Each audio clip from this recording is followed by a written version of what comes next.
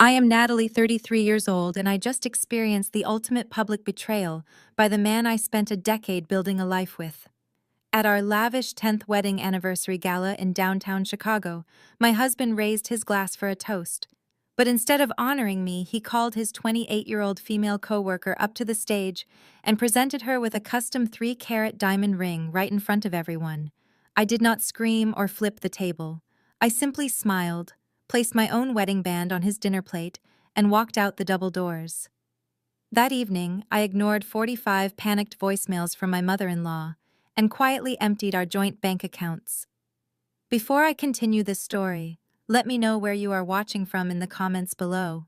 Hit like and subscribe if you have ever let someone dig their own grave while you handed them the shovel. The crystal chandeliers of the grand ballroom at the luxury hotel cast a warm golden glow over the 100 guests seated at our tables.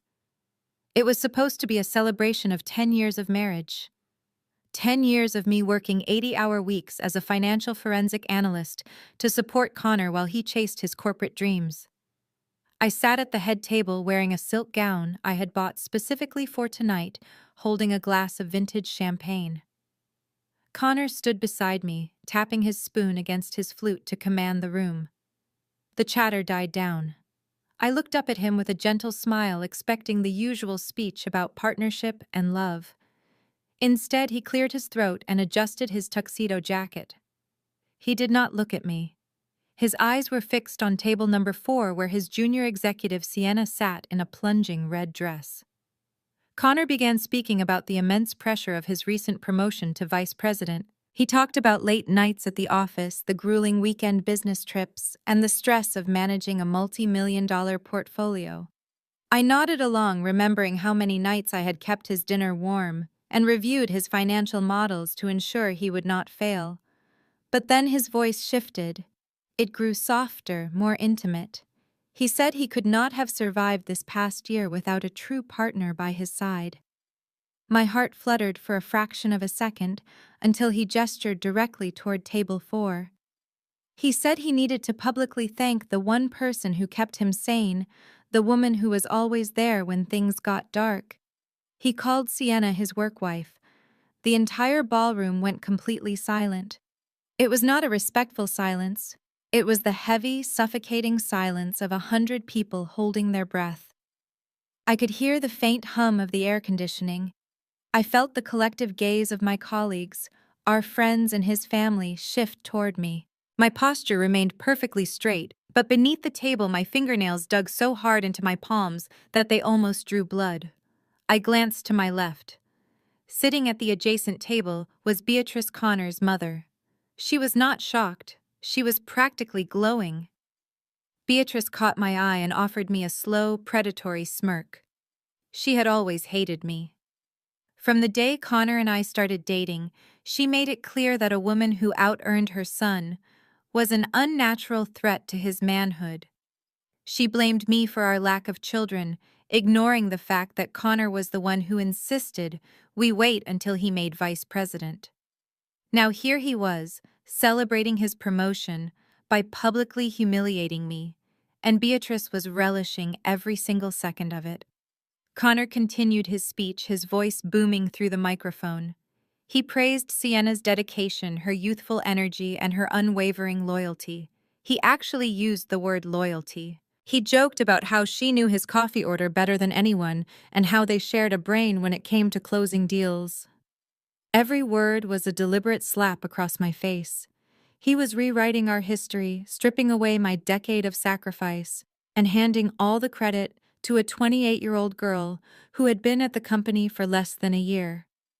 I realized then that the whispered rumors I had ignored, the late-night text messages he claimed were just work emergencies, the sudden weekend retreats, they were all real. The evidence had been there, but I had trusted my husband. Now the truth was echoing through a ballroom I had paid for. I did not react. I refused to give Beatrice the satisfaction of seeing me break.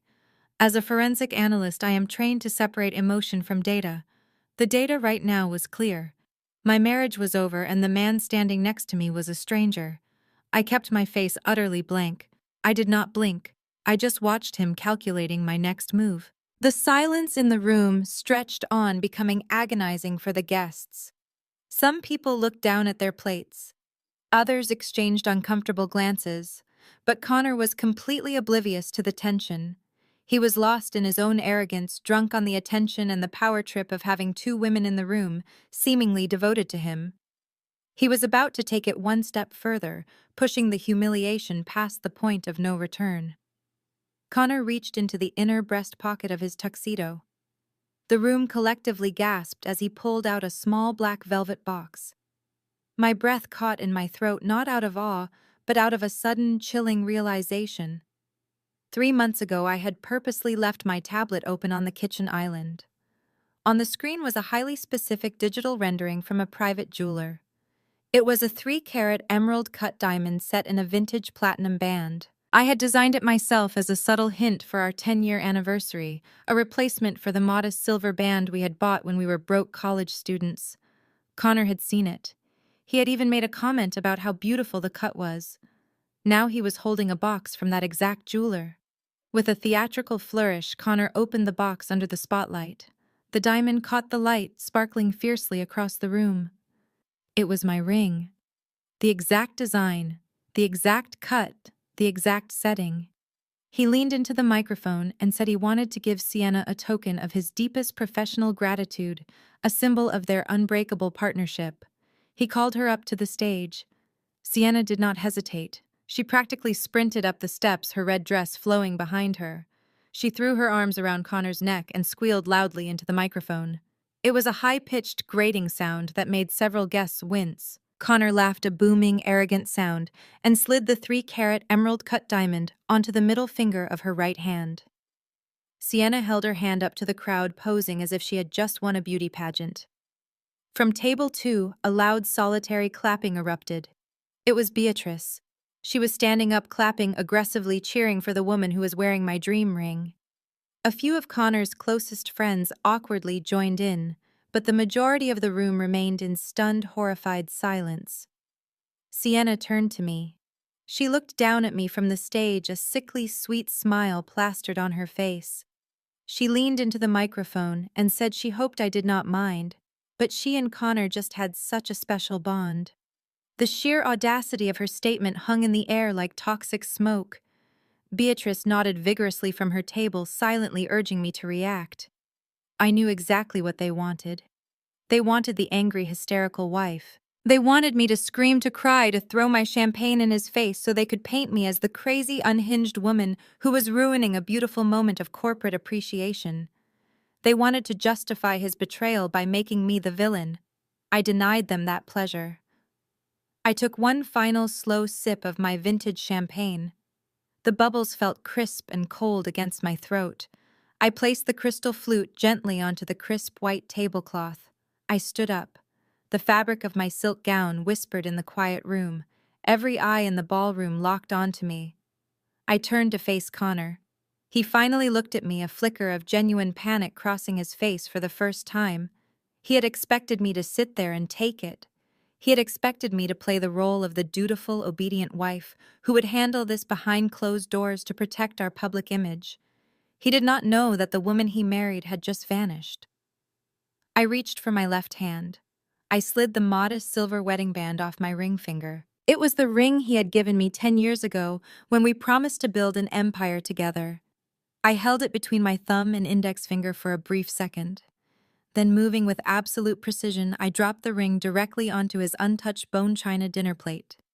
The heavy silver clinked sharply against the porcelain. The sound echoed through the silent ballroom like a gunshot. Connor stared at the ring on his plate, his mouth opening and closing like a fish out of water. He stammered, trying to formulate a sentence, trying to regain control of the narrative. But I did not give him the chance. I looked him dead in the eye and gave him a smile. It was not a sad smile or a furious one. It was a cold, serene, chilling smile. It was the smile of an executioner. I did not say a single word. I turned my back on him, on Sienna, on Beatrice, and on the entire room. I walked down the center aisle of the ballroom, my heels clicking rhythmically against the marble floor. I pushed open the heavy oak double doors and walked out into the cool Chicago night, leaving my 10-year marriage behind me and fully prepared to burn his entire world to the ground. The cool night air of downtown Chicago hit my face the exact moment I stepped out of the luxury hotel. I stood completely frozen and patiently waited under the flickering streetlights. My heart pounded a heavy, frantic rhythm against my ribs, but my hands were completely still. The valet slowly pulled up my shiny charcoal gray Porsche. I tipped him with shaking fingers, slid into the driver's seat, and shut the heavy door. The thick tinted glass cut off the loud city noise, instantly wrapping me in absolute silence. My name is Natalie, and I am 33 years old. If you have ever had the person you sacrificed everything for humiliate you in public, hit subscribe, and like this video because what I did next destroyed his entire reality. I pressed the start button, and the powerful engine roared to life. I pulled onto Michigan Avenue, leaving the grand ballroom and 10 years of blind devotion in my rearview mirror. I drove north toward our affluent suburban neighborhood. The streetlights flickered across the leather dashboard. I needed quiet to process what had just happened. Connor had not just cheated, he orchestrated a public spectacle to elevate his mistress while treating me like a disposable prop. I gripped the steering wheel, feeling the absence of my wedding band. Then the dashboard screen lit up. My phone started buzzing relentlessly. It was not Connor calling. It was his mother. Beatrice was calling back to back. One missed call turned into 5, then 10. When I did not answer, the voicemail notifications started pouring in. A relentless chime piercing the quiet car. I could have turned the system off. But as a financial forensic analyst, I know that ignoring data is a fatal mistake. You have to listen to the noise to find the truth. I tapped the screen and hit play. The speakers crackled before Beatrice's shrill voice flooded the car. She sounded breathless and furious. "Natalie, I cannot believe you caused such a disgusting scene.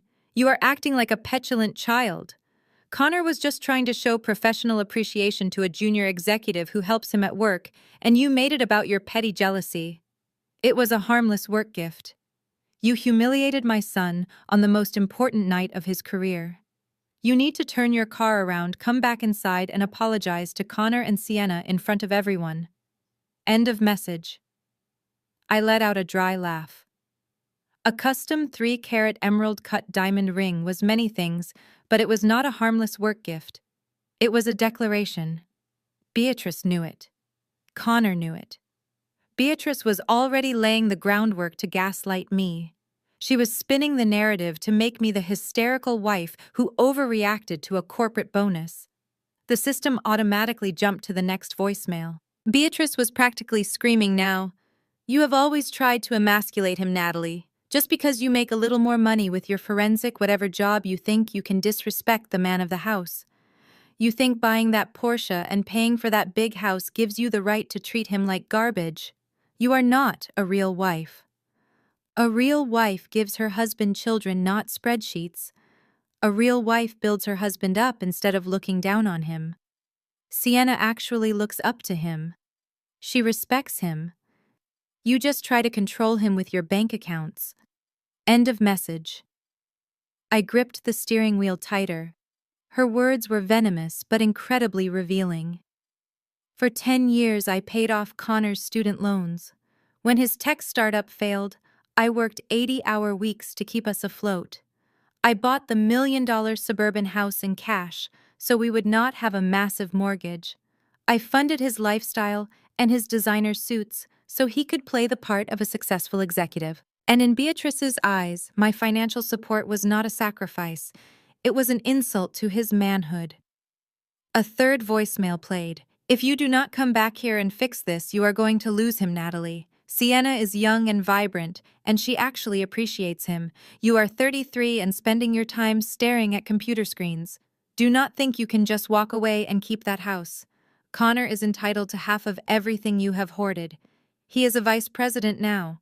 He does not need your money anymore." End of message. That phrase made everything snap into absolute clarity. He does not need your money anymore. I turned off the highway into our neighborhood. Beatrice thought this was a simple marital spat. She thought I would go home cry into my pillow and wait for Connor to return so we could fight in divorce court, where he would try to take half of my assets. They fundamentally misunderstood who they were dealing with. I slowly pulled into the wide driveway of our house. The bright security lights flipped on, illuminating the dark, empty windows. The massive house I paid for entirely in cash. The house he thought he was fully entitled to. I turned off the engine. The car fell completely silent. The voicemails were still rolling in. I had 45 new messages from Beatrice. I saved every single audio file to a secure cloud server. Evidence is always evidence. I sat in the driver's seat, letting cold, harsh reality wash over me. I was not going to cry. Tears were for people who felt powerless. I had total access to all our joint financial accounts. I knew his passwords and banking routines. I knew exactly where every single dollar was kept. Beatrice was right about one thing. I track hidden money for a living, and my husband had just committed the ultimate fraud against me. I unbuckled my seatbelt, grabbed my purse, and stepped out into the night. It was time to go to work. The heavy iron gates of our affluent suburban neighborhood parted slowly as my Porsche idled in the cool night air. I drove up the winding driveway of the house I had purchased in cash just 3 years ago. The massive stone facade looked imposing in the dark. It was the dream home Connor and I had supposedly worked toward. But as I parked in the pristine 3-car garage, the house did not feel like a home anymore. It felt like a crime scene. I stepped out of the car, my heels echoing in the cavernous space. I bypassed the grand staircase entirely and walked straight down the hall to my private home office. I locked the heavy mahogany door behind me, dropped my purse on the leather sofa, and sat down at my massive desk. The emotional shock of the anniversary party was already fading, replaced by the cold, calculating focus that made me one of the top financial forensic analysts in the city. When your trust is violated, the only logical response is to secure your assets. I reached forward and powered on my custom-built desktop computer. The 3 large monitors hummed to life, bathing the dark room in a stark blue light. My profession requires me to find money that people desperately want to hide. I track shell companies, uncover hidden assets in messy divorces, and expose corporate embezzlement. I look at numbers all day, and numbers do not lie. Numbers do not give you fake smiles at a gala or tell you they love you while buying a diamond for someone else. I cracked my knuckles and logged into our primary joint banking portal. Connor always praised my financial management skills, mostly because it meant he never had to look at a budget. He gladly let me handle the accounts, trusting that the balances would always magically grow. He was about to learn a very hard lesson about giving a forensic accountant unchecked access to the marital funds. I pulled up the transaction history for our shared high-yield savings account. This was the account we supposedly built together, though the deposits were almost entirely funded by my annual corporate bonuses and stock vestings. Connor contributed a fraction of his salary, claiming he needed the rest for networking expenses and maintaining his executive image. I scrolled past the mundane charges for groceries, utilities, and landscaping. I was looking for anomalies. It did not take long. There it was, sitting blatantly in the ledger from 3 weeks ago, a massive wire transfer out of the account for exactly $40,000. My eyes narrowed as I clicked on the routing details. The money had been sent directly to the private jeweler who designed the custom 3-carat emerald-cut diamond ring, the exact ring Sienna was currently flaunting to our friends and colleagues. A wave of pure disgust washed over me. Connor did not even use his own separate checking account to buy his mistress a piece of jewelry. He used our joint savings. He used the money I had earned working 80-hour weeks, the money I had painstakingly saved while he was busy playing a big-shot vice president. He took the fruits of my labor to finance his infidelity. Beatrice had called it a harmless work gift. She had accused me of being financially controlling. But the truth was right here on the screen. Connor was a parasite feeding off my success to fund his delusions of grandeur. He thought he could drain our savings to buy loyalty from a 28-year-old junior executive, and he assumed I would never notice because I was too busy working to fund his lifestyle. He was incredibly wrong. I leaned back in my ergonomic chair and took a deep breath. The emotional warfare of the ballroom was over. The financial warfare had officially begun. I looked at the total balance remaining in the joint savings account. $450,000. That money represented years of my late nights, my missed weekends, and my strategic investments. Under the law, because it was in a joint account, Connor had equal access to it. If I waited until morning, he could easily log in, panic, and transfer half of it out to secure a lawyer or buy Sienna a matching diamond necklace. I was not going to give him the chance to steal another single dime from me. I opened a secure encrypted portal on my second monitor. A few years ago, anticipating the volatility of the corporate world, I had established a private offshore trust in my name only. It was completely legal but virtually impenetrable to standard domestic subpoenas without a lengthy and expensive legal battle. It was my ultimate safety net, and until tonight it had remained empty. I clicked on the Transfer Initiation tab. I linked the joint savings account to the offshore trust routing numbers. The system prompted me to enter the transfer amount. I did not type in half. I did not type in a conservative portion. I typed in $450,000. Every single penny left in the account.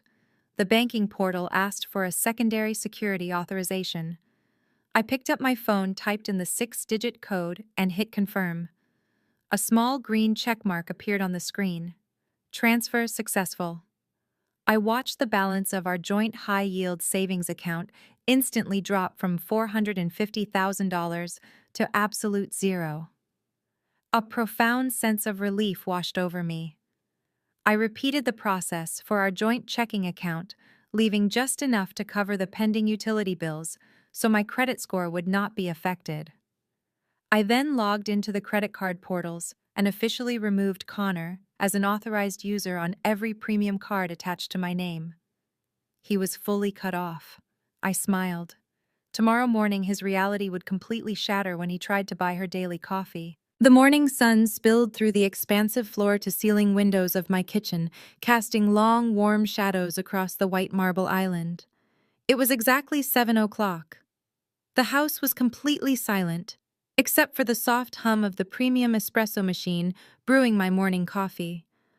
I had not slept a single wink, but I did not feel tired. I felt wide awake, energized by the clarity that only comes when the worst thing you imagined finally happens.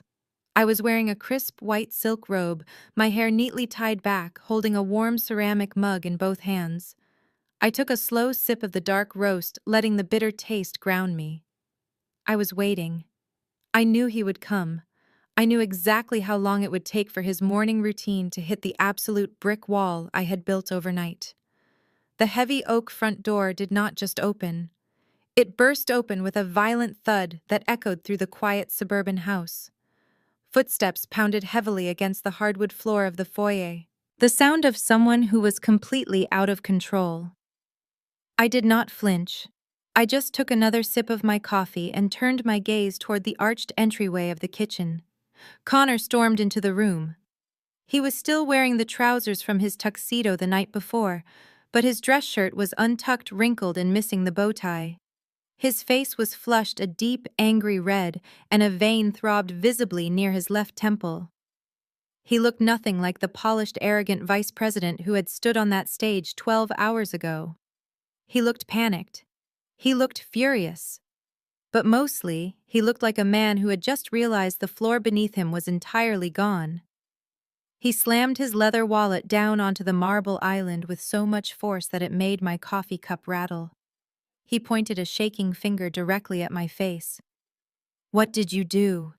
His voice was a harsh, raspy yell that shattered the morning peace. "What the hell did you do to the accounts, Natalie?" I looked at him, keeping my expression entirely neutral. I did not speak.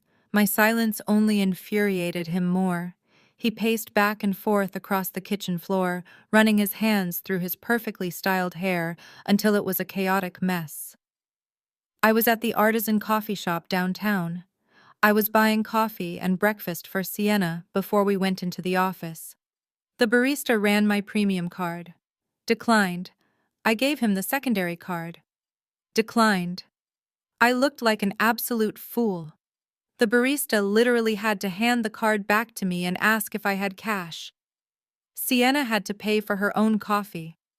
Do you have any idea how embarrassing that was? I almost smiled, but I held it back. The great corporate executive humiliated over a $12 iced latte in front of his 28-year-old mistress. It was a microscopic fraction of the humiliation I had endured in front of 100 people, but to his fragile ego, it was a catastrophic blow. I finally set my coffee mug down on the counter. I secured our assets, Connor. That is what I did.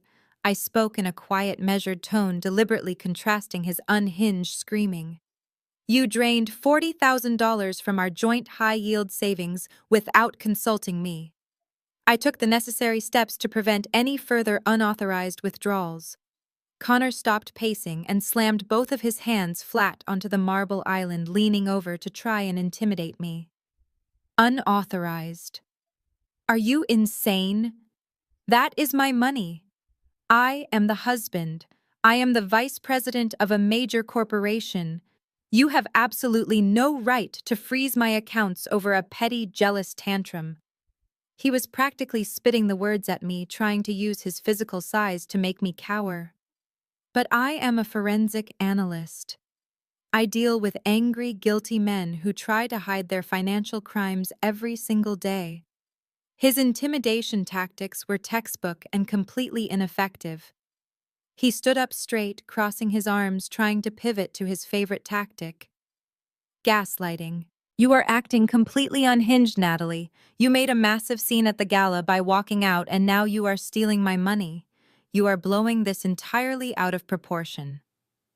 That ring was not a romantic gesture. I already explained this to you, but you are too emotional to understand how high-level corporate business works. That ring was a corporate expense write-off. It was a strategic bonus to retain a top-performing junior executive. We bill it back to the company. It is a standard executive practice to reward loyalty. You just embarrassed yourself and me because you do not understand corporate finance. I stared at him, letting his ridiculous, easily disprovable lies hang in the air between us. A corporate expense write-off. A standard executive practice. It was almost insulting how stupid he thought I was.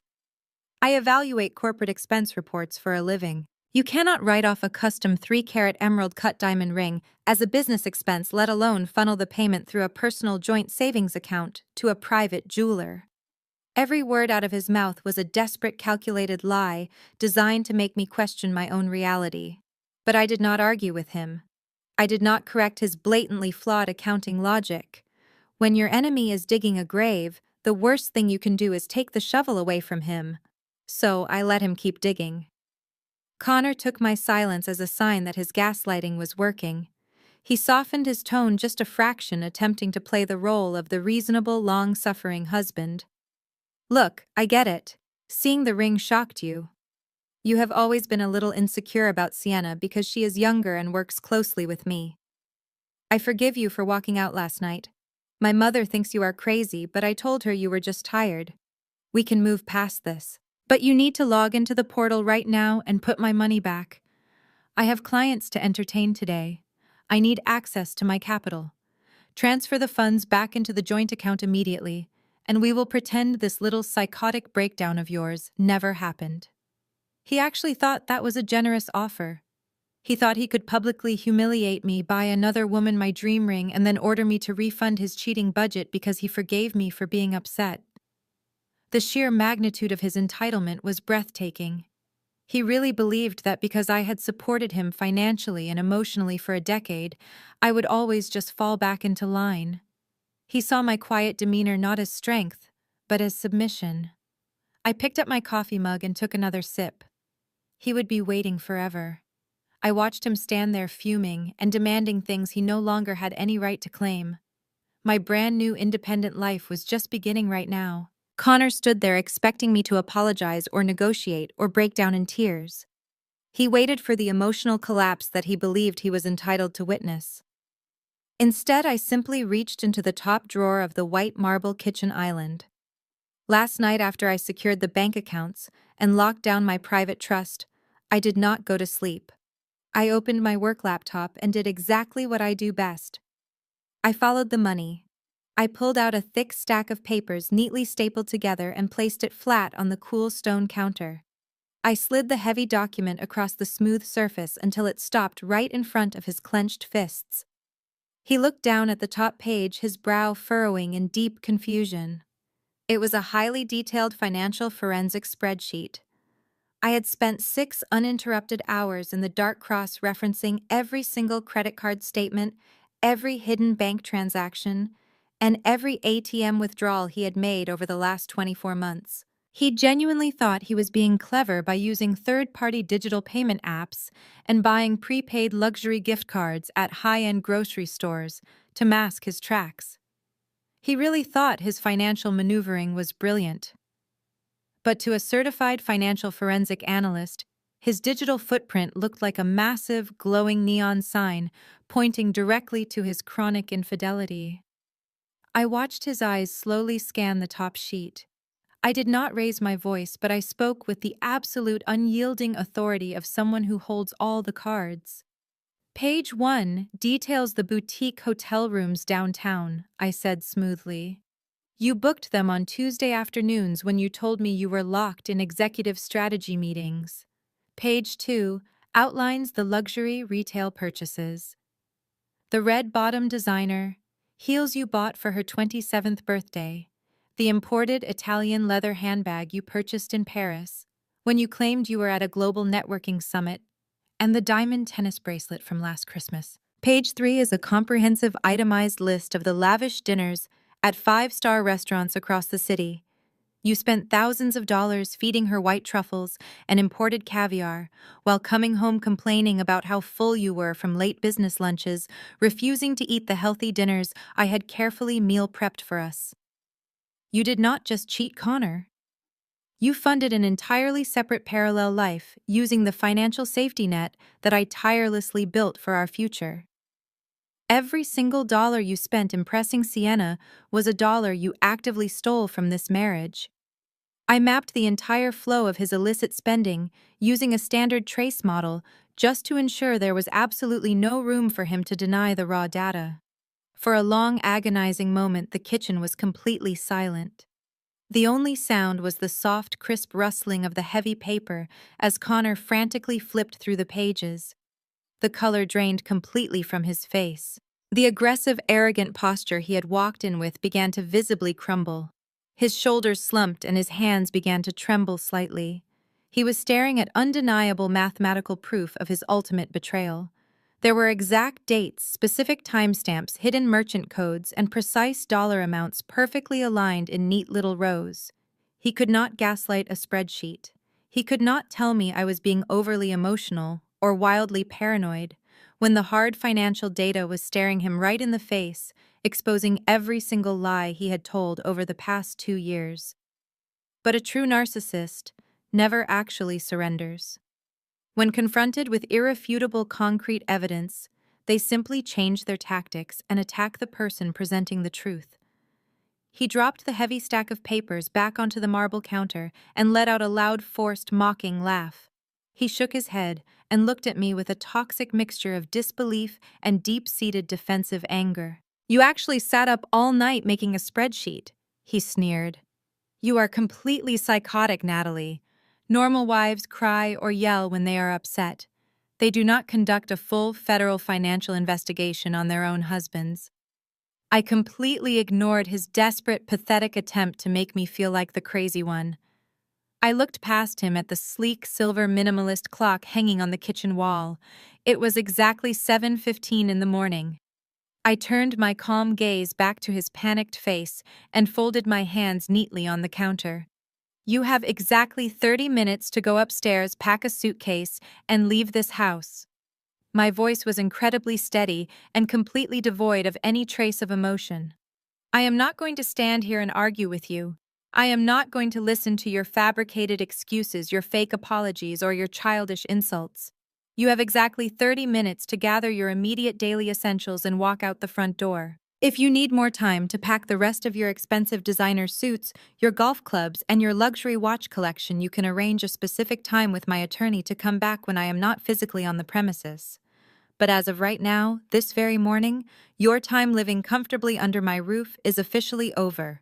Do not test my patience, Connor. Go upstairs and pack your bags right now, I said. Connor stared at me for a long second before his face contorted into a hideous mask of pure, unadulterated rage.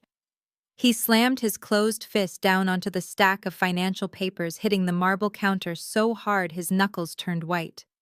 I am not going anywhere, he yelled the words so loudly they echoed sharply off the high-vaulted ceilings of the living room. You do not get to just snap your fingers and kick me out of my own home. This is the marital house, Natalie. We are legally married, and my lawyer will absolutely laugh in your face if you try to illegally evict me without a formal court order. I am the vice president of a major corporation, and I am not going to let my psychotic, vindictive wife throw me out onto the street like a stray dog just because she is jealous of a younger woman. I paid for the utility bills last month. I bought the television in the living room, and I paid for the landscaping. I have established legal residency rights here, and there is absolutely nothing you can do about it. He crossed his arms tightly over his chest and planted his feet firmly on the hardwood floor. He was drawing a line in the sand, refusing to yield an inch of territory. He honestly believed that because he had a corporate title and a loud voice, he could simply bulldoze his way through this confrontation. He actually thought he could flaunt his mistress in public, drain our joint savings account to zero, and still sleep comfortably in the custom bed that I purchased. He had absolutely no idea that his stubborn refusal to leave the property was exactly the catastrophic legal misstep I was hoping he would make. For 2 full days, my house was a sanctuary of absolute peace. After I gave Connor 30 minutes to pack his immediate essentials and leave, he had actually stormed out in a fit of rage. He slammed the front door so hard it rattled the windows, but the silence that followed was entirely golden. I spent the weekend working from my home office, sipping herbal tea, and ignoring the frantic text messages blowing up my phone from his brother Derek. I felt lighter than I had in years. I was not mourning a 10-year marriage. I was mourning the illusion of a partnership that never really existed. By Tuesday afternoon, I was sitting in the living room reviewing a complex corporate embezzlement case for a new client. The sunlight was streaming through the sheer curtains, warming the imported hardwood floors. Everything felt incredibly normal. I honestly thought Connor would spend the next few weeks pouting in a luxury hotel downtown, putting the charges on his secondary credit cards until he realized I had frozen those too. I underestimated the sheer boundless audacity of a narcissist who feels financially cornered. Right around 2:00 in the afternoon, the heavy brass lock on the front door clicked loudly. I paused my typing and looked up toward the foyer. The door swung open, but it was not just Connor returning to sheepishly grab a few extra ties for work. The sound of multiple footsteps echoed in the entryway, followed immediately by the heavy, distinct rumble of hard plastic suitcase wheels dragging roughly across my pristine floors. They were not walking in with the caution of trespassers. They were marching in with the heavy stomping boots of a conquering army. I slowly closed my laptop and stood up from the plush white sofa. I did not rush. I walked calmly out of the living room and stepped into the grand foyer, crossing my arms as I surveyed the ridiculous circus that had just invaded my sanctuary. Connor stood in the center of the foyer holding the handles of 2 massive designer suitcases. He looked entirely too pleased with himself, wearing a smug, arrogant grin that stretched from ear to ear. But he was not alone. Standing directly behind his right shoulder was his mother, Beatrice. She was wearing her Sunday best, holding a floral overnight bag, and looking around my foyer with an expression of supreme triumph, as if she had personally orchestrated this entire invasion. And then there was the final piece of this toxic puzzle. Standing next to Connor holding a pink leather duffel bag was Sienna, She was wearing a tight, athletic outfit and a completely vapid smile. But what instantly caught my attention was her left hand resting casually on the handle of her bag.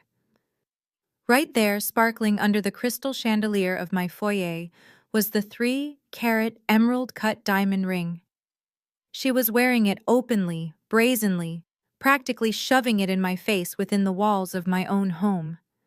They looked like a perfectly twisted little family unit arriving for a summer vacation at a luxury resort. They expected me to gasp.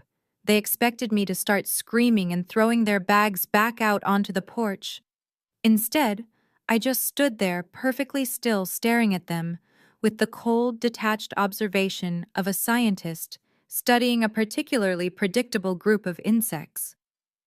Connor let go of his suitcases and took a step forward, puffing out his chest to establish his dominance. He looked me up and down with absolute disdain. "You really thought you could just lock me out of my own house, Natalie?" he asked, his voice dripping with condescension. "I spent the entire morning sitting in a very expensive corporate law office. My attorney had a field day with your little spreadsheet stunt. He assured me that because we are legally married, and because this house was purchased during our marriage, it is considered marital property. It does not matter whose name is on the deed or who paid the property taxes. You cannot legally evict a spouse without a formal court order. If you try to call the police to throw me out, they will tell you it is a civil matter and leave. So I am moving back into the master bedroom right now, and there is absolutely nothing your little forensic accounting tricks can do to stop me." Beatrice nodded enthusiastically from behind him, clapping her hands together once. "That is right," she chimed in, her shrill voice echoing off the high ceilings. "A wife does not get to throw her husband out onto the street just because she is throwing a jealous temper tantrum. This is his home, and you are going to learn how to respect the man of the house." Connor held up a hand to stop his mother so he could deliver what he believed was his ultimate finishing blow. He reached over and wrapped his arm around Sienna's waist, pulling her close to him. "And since you decided to be completely unreasonable and freeze all of my liquid capital," he continued, a nasty smirk playing on his lips, "we had to make some financial adjustments. Sienna's apartment lease ended yesterday. Since I cannot currently help her with a new security deposit, because my vindictive wife stole my money, Sienna is going to be moving into the guest room down the hall. It makes perfect logistical sense. We commute to the office together anyway. You brought this entirely on yourself, Natalie. If you had just behaved rationally and put the money back, we would not be in this situation. But since you want to play hardball, we are going to live here together." I looked at Sienna, who was nodding along, pretending to look apologetic, while clearly enjoying the pure cruelty of the situation. She actually believed she was the new lady of the house arriving to claim her prize. Connor stood tall, waiting for my emotional collapse. He expected me to beg him to reconsider or offer to give him his money back if he just sent her away. He thought he had me perfectly trapped in my own home. He had absolutely no idea that I was already holding the match that would burn his entire arrogant little world to the ground. The sheer terrifying audacity of his plan was almost impressive in its complete and total lack of basic human decency. He wanted to parade his infidelity under my roof, force me to quietly serve them, and break my spirit completely until I handed over my wealth. I watched Beatrice shuffle her heavy floral bag, adjusting her stance as if preparing to march directly into my kitchen and start giving orders. I watched Sienna admire her shiny, stolen diamond ring in the polished reflection of my antique foyer mirror. They were entirely convinced that they had outsmarted me, using the law as a weapon to invade my personal sanctuary. I took a very slow, deep breath, letting the silence stretch just long enough to make them feel completely powerful. They truly thought they had already won the ultimate victory against me this afternoon. Before I could even respond to Connor and his ridiculous legal threats, Beatrice stepped out from behind him. She dropped her heavy floral overnight bag onto the pristine hardwood floor with a loud thud, intentionally scuffing the polished finish. She placed both of her hands on her hips and looked around my grand foyer with an expression of exaggerated disgust. "I never liked what you did with this entryway, Natalie," she said, her voice echoing shrilly off the high ceiling. The minimalist decor is so cold and uninviting. It lacks the warmth that a real wife provides for her family. But I suppose we can fix that now that Sienna is here to make this house a proper home. Beatrice turned her attention back to me, her eyes narrowing with malicious intent. Connor is the vice president of a major corporation now. He is the man of the house. He is the one who paid the mortgage while you were busy playing with your little forensic spreadsheets in your office. You are the one who should be packing your bags right now. A woman who refuses to support her husband and steals his hard-earned money does not deserve to live in a luxury home like this. You should go upstairs, gather your clothes, and leave before things get even more embarrassing for you in front of the neighbors. Sienna did not even wait for me to answer Beatrice. She acted as if I was already completely irrelevant, a ghost haunting a house that no longer belonged to me. She dropped her pink leather duffel bag next to Beatrice's, adjusting the strap of her tight, athletic top. "Oh, do not worry about her." Beatrice Sienna chimed in with a sickly sweet voice that dripped with fake sympathy. Natalie is just having a hard time adjusting to the new reality of the situation. We need to give her a little bit of grace while she packs her belongings. Without another word to me, Sienna confidently walked right past me, her shoulder aggressively brushing against my arm. She strutted down the wide hallway with the practiced entitlement of someone who had already measured the windows for new curtains. She was heading directly for my custom-built chef kitchen. I turned slowly, watching her invade my personal space. Connor and Beatrice followed close behind her, forming a pathetic little parade of arrogance. I walked into the kitchen right behind them, maintaining my calm, measured pace. I wanted to see exactly how far they were willing to push this delusion before I completely shattered their reality. Sienna walked straight past the massive white marble island and headed directly for my temperature-controlled glass wine cellar. This was not a standard wine fridge. It was a custom-built enclosure holding a private collection of rare vintages that I had painstakingly curated and purchased with my own corporate bonuses over the last 5 years. Connor knew absolutely nothing about wine. He only drank it when he wanted to look sophisticated in front of his wealthy business clients. Sienna opened the heavy glass door and began running her fingers over the dusty labels of bottles that cost more than her monthly salary. "Oh, wow, Connor," she giggled, pulling out a highly sought-after French Bordeaux that I had been saving for a major career milestone. "You really do have amazing taste in wine. I am so exhausted from packing up and moving my things out of my tiny apartment all morning. Do you mind if I open this one to celebrate our beautiful new living arrangement together?" Connor puffed out his chest, clearly pleased that she was publicly attributing my expensive taste and my hard-earned wealth directly to him. "Of course, babe," he replied smoothly, leaning against the marble counter. "What is mine is absolutely yours. Make yourself at home." Sienna grabbed a heavy silver corkscrew from the top drawer and popped the cork, pouring a generous amount of my prized vintage into a crystal stemware glass. She took a long sip, closed her eyes, and smiled with deep satisfaction. She leaned back against the custom cabinetry, holding my crystal glass filled with my expensive wine, wearing my custom diamond ring. Connor stood proudly next to her, sliding his right arm casually around her narrow waist, while Beatrice took a comfortable seat on one of the plush leather bar stools at the island. They had strategically and physically positioned themselves to completely take over the center of the room. They formed a unified, toxic wall of arrogance right in the middle of my kitchen. They stared at me, waiting for the inevitable emotional breakdown. They fully expected my calm facade to finally shatter into a million pieces. They desperately wanted me to start screaming about the stolen wine, crying about the sheer disrespect, or frantically demanding that they leave my house immediately.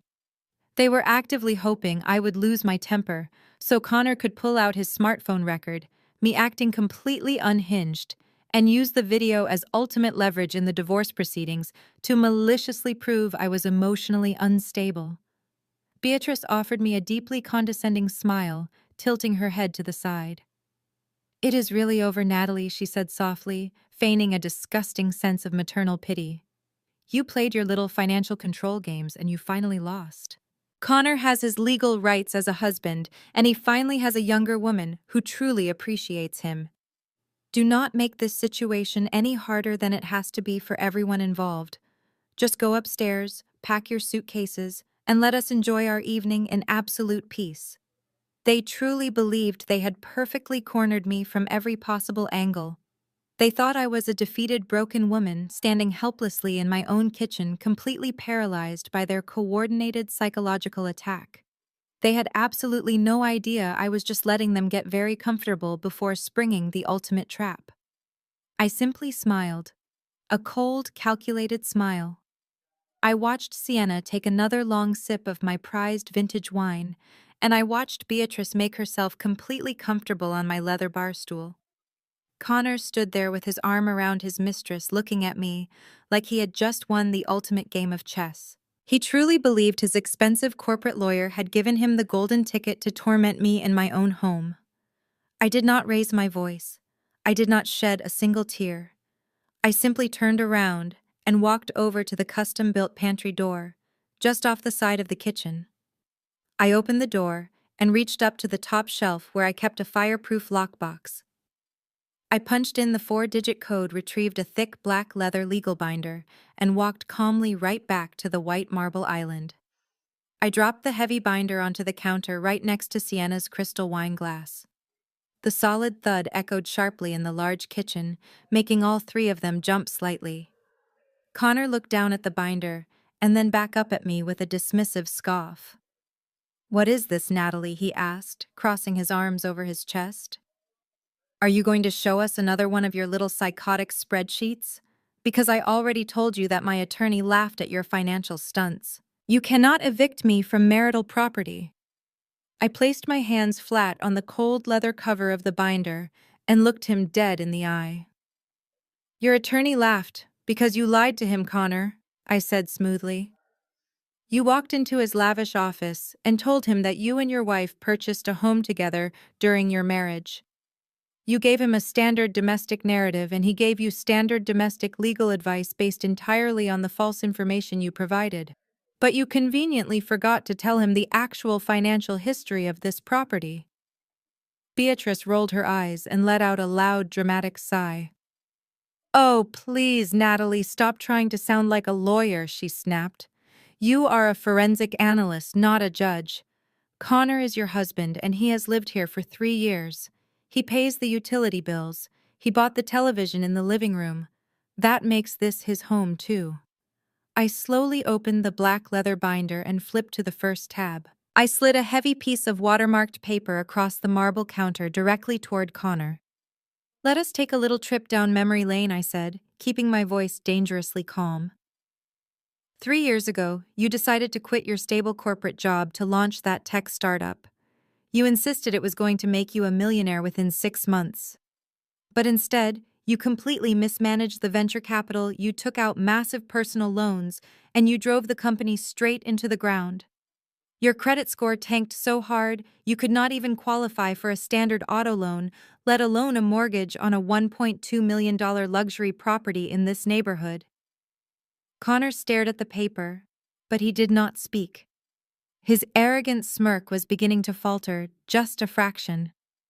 I tapped my manicured fingernail against the document. "When we found this house, you begged me to buy it." I continued my words, slicing through the silence like a scalpel. "You said we needed a home that reflected the executive lifestyle you were desperately trying to rebuild. But because your financial background was completely radioactive, no bank would touch us if your name was anywhere near the mortgage application. So I did not get a mortgage. I liquidated my own private stock options, the ones I earned long before we ever got married, and I bought this entire estate in cash. But I did not buy it in my name, and I certainly did not buy it in your name. I bought this property through a private limited liability company that I am the sole managing member of." Sienna lowered her wine glass, her vapid smile completely vanishing as the reality of the situation began to slowly dawn on her.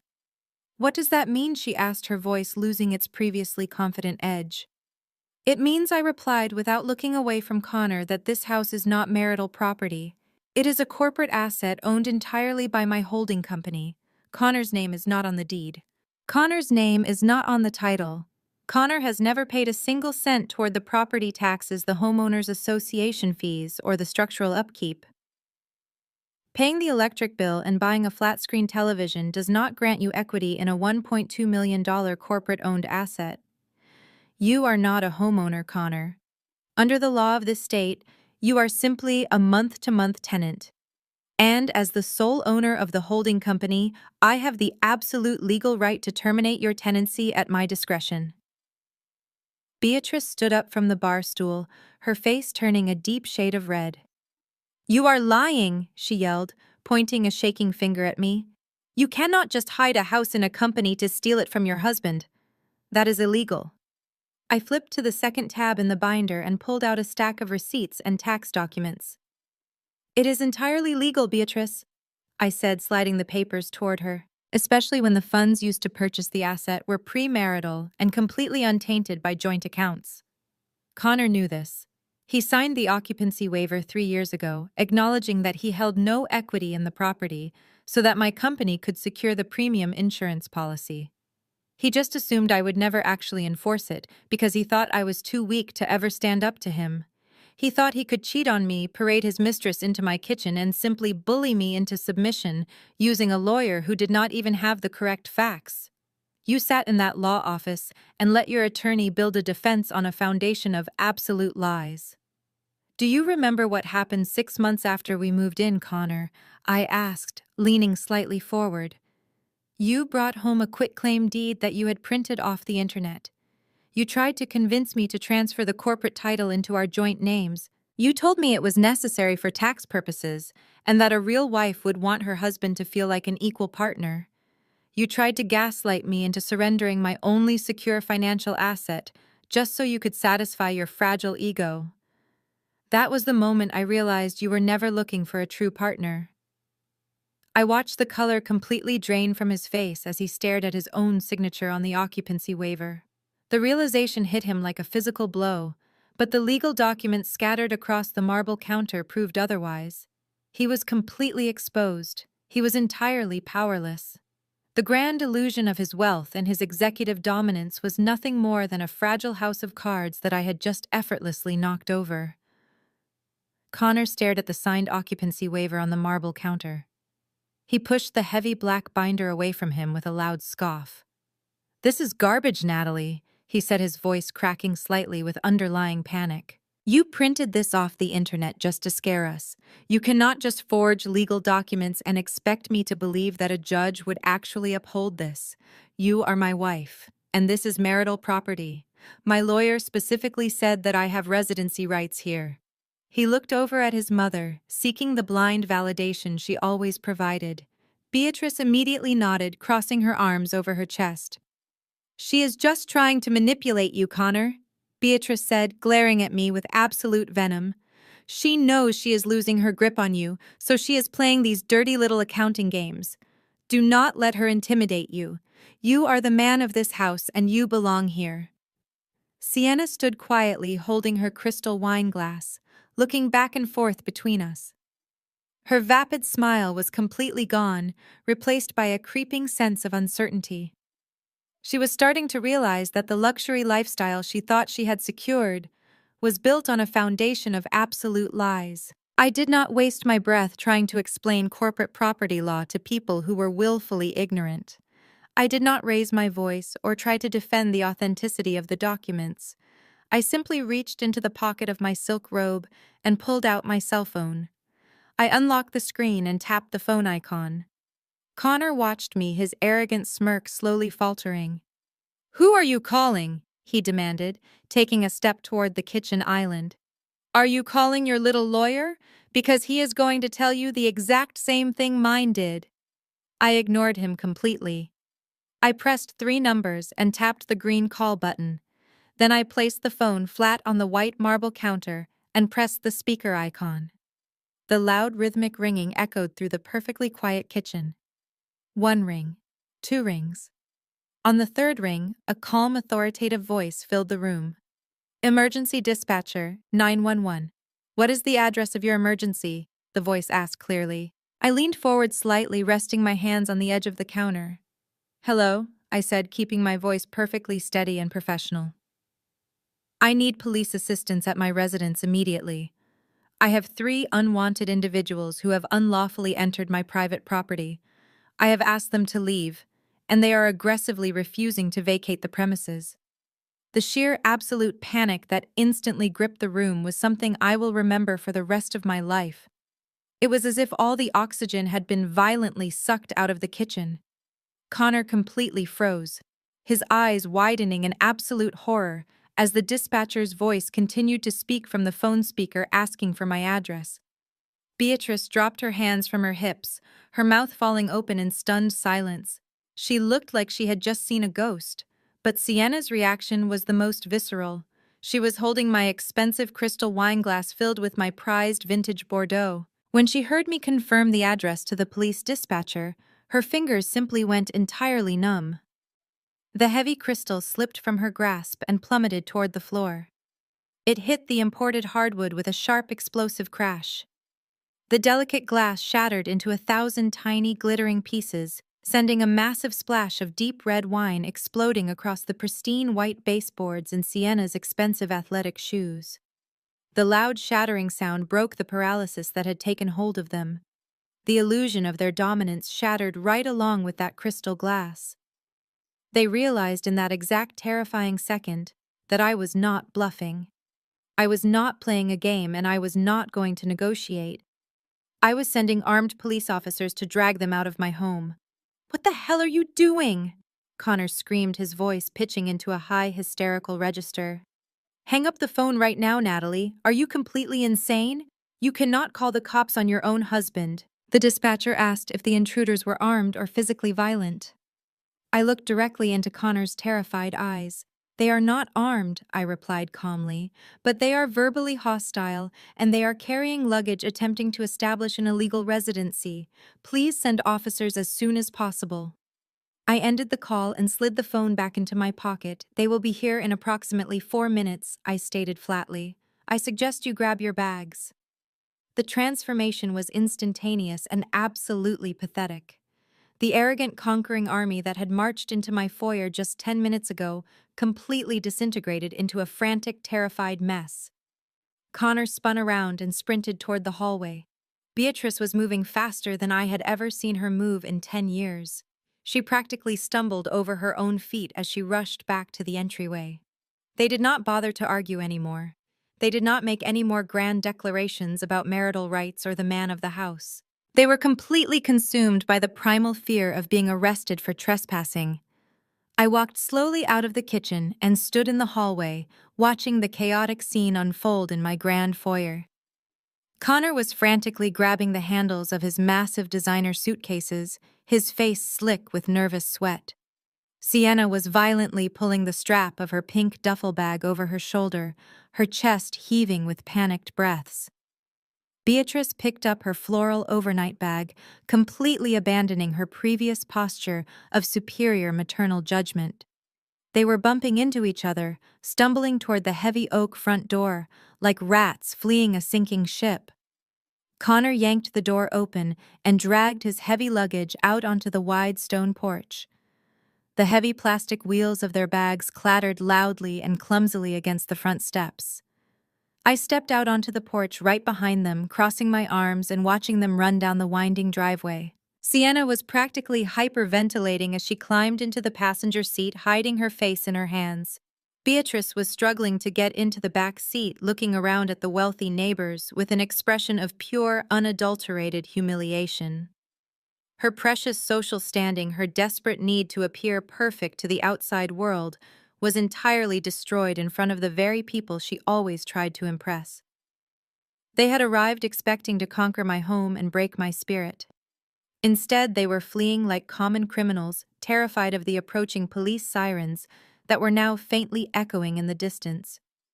Connor slammed the trunk shut, jumped into the driver's seat, and sped down the street, tires screeching against the asphalt. I stood quietly on my porch, taking a deep breath of the fresh afternoon air. The toxic infection had finally been permanently purged from my home, And for the very first time in a long decade, the sprawling property was completely securely and beautifully mine, forever marking the clear beginning of a peaceful new chapter. After the police sirens faded into the distance, the house was enveloped in a profound silence. I locked the front door, poured myself a cup of coffee, and went straight back to my home office. While I was sitting comfortably reviewing corporate financial statements, Connor was desperately trying to figure out how to regain control of a narrative that had completely slipped through his fingers.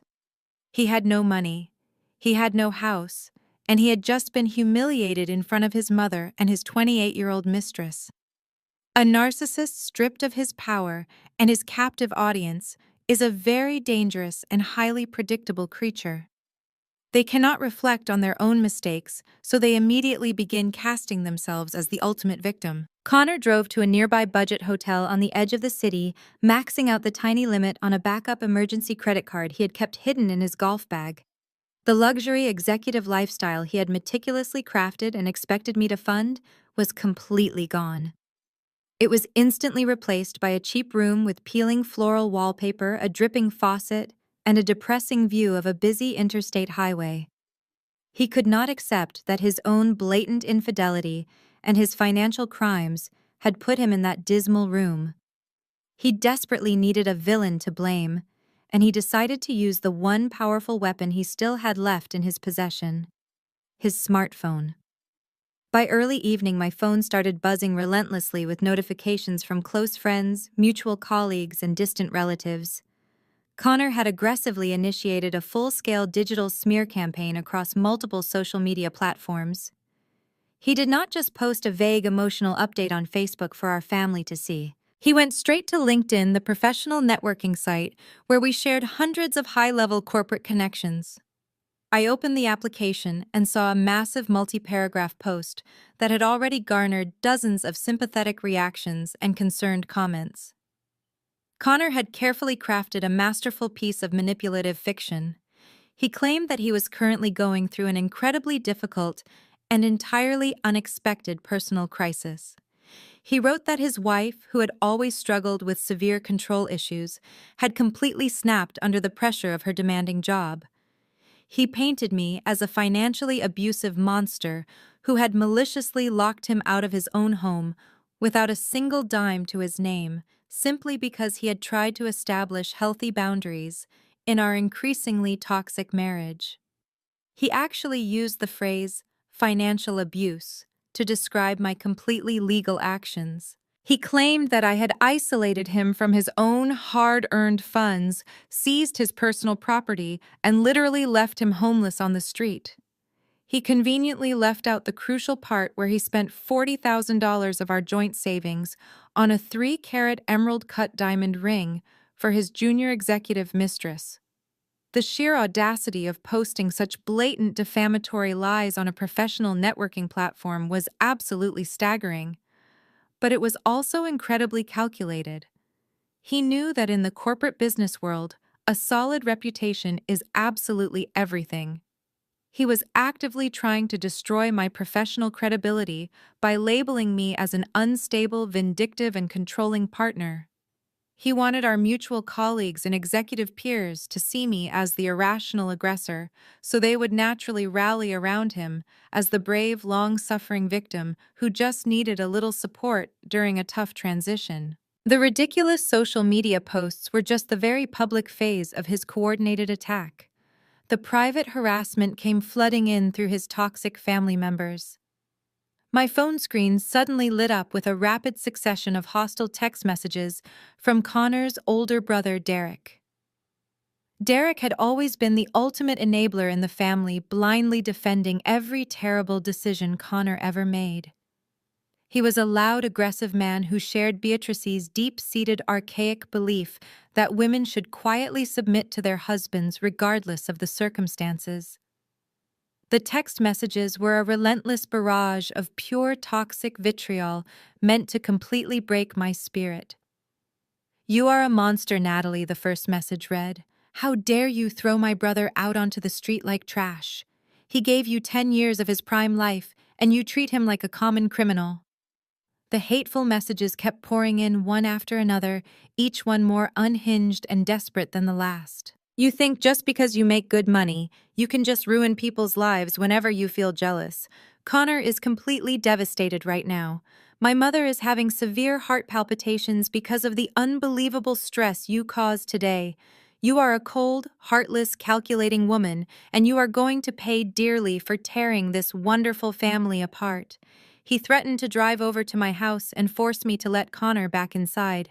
He called me every derogatory name he could possibly think of, attempting to bully me into absolute submission through sheer digital aggression.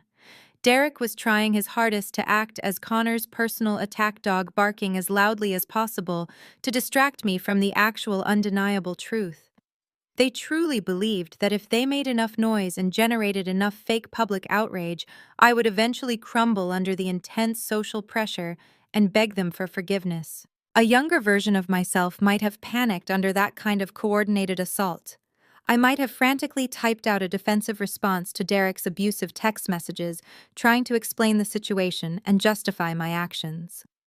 I might have even logged on to LinkedIn and written my own dramatic public post, exposing the hard truth about Sienna and the stolen savings account, just to clear my tarnished name. But I am not that scared little woman anymore. I am a 33-year-old, highly trained financial forensic analyst. I do not ever fight my professional or personal battles in the muddy trenches of social media comment sections, and I absolutely do not argue with toxic enablers who are completely committed to misunderstanding me. I simply took very clear screenshots of Connor's defamatory posts and forwarded them directly to my attorney as concrete evidence for the upcoming divorce proceedings. Then I immediately blocked Derek's phone number, silencing his digital temper tantrum with the single push of a button. I turned my phone on silent mode and placed it face down on my smooth mahogany desk. The cheap internet sympathy Connor was desperately harvesting might stroke his bruised, fragile ego tonight, but it would absolutely not save him from the massive Category 5 hurricane that was about to hit his life. Social media likes and supportive comments from oblivious, naive colleagues cannot pay an expensive defense lawyer, and they certainly cannot stop a sweeping federal financial investigation. While Connor was busy playing the helpless victim, typing out fake sob stories from a cheap motel room, I was logging into my secure work terminal. He honestly thought the war was being fought on Facebook. He had absolutely no idea that the real battlefield was hidden deep within his own corporate financial filings. And I was just getting started. The sun rose over my quiet suburban neighborhood, casting a bright, unforgiving light through my home office windows.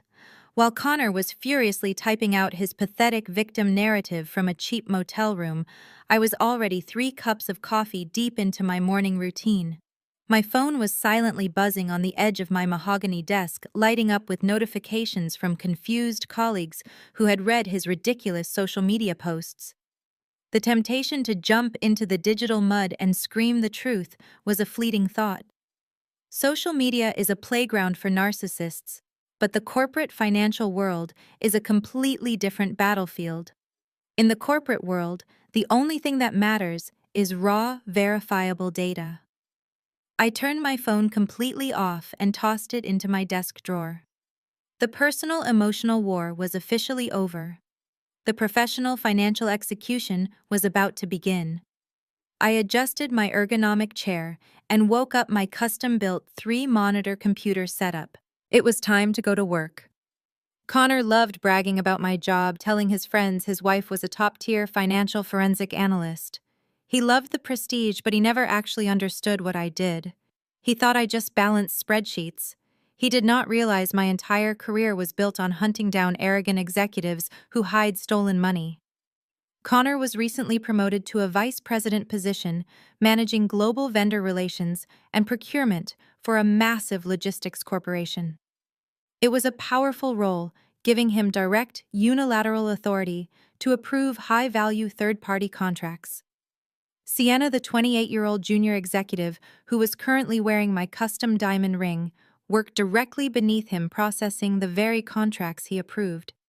They thought their workplace romance was a brilliant secret, but mixing personal infidelity with high-level corporate financial access inevitably leaves a massive digital trail of breadcrumbs. I opened my specialized forensic software suite, a high-grade data aggregation tool that cross-references public corporate disclosures, SEC filings, and state business registries.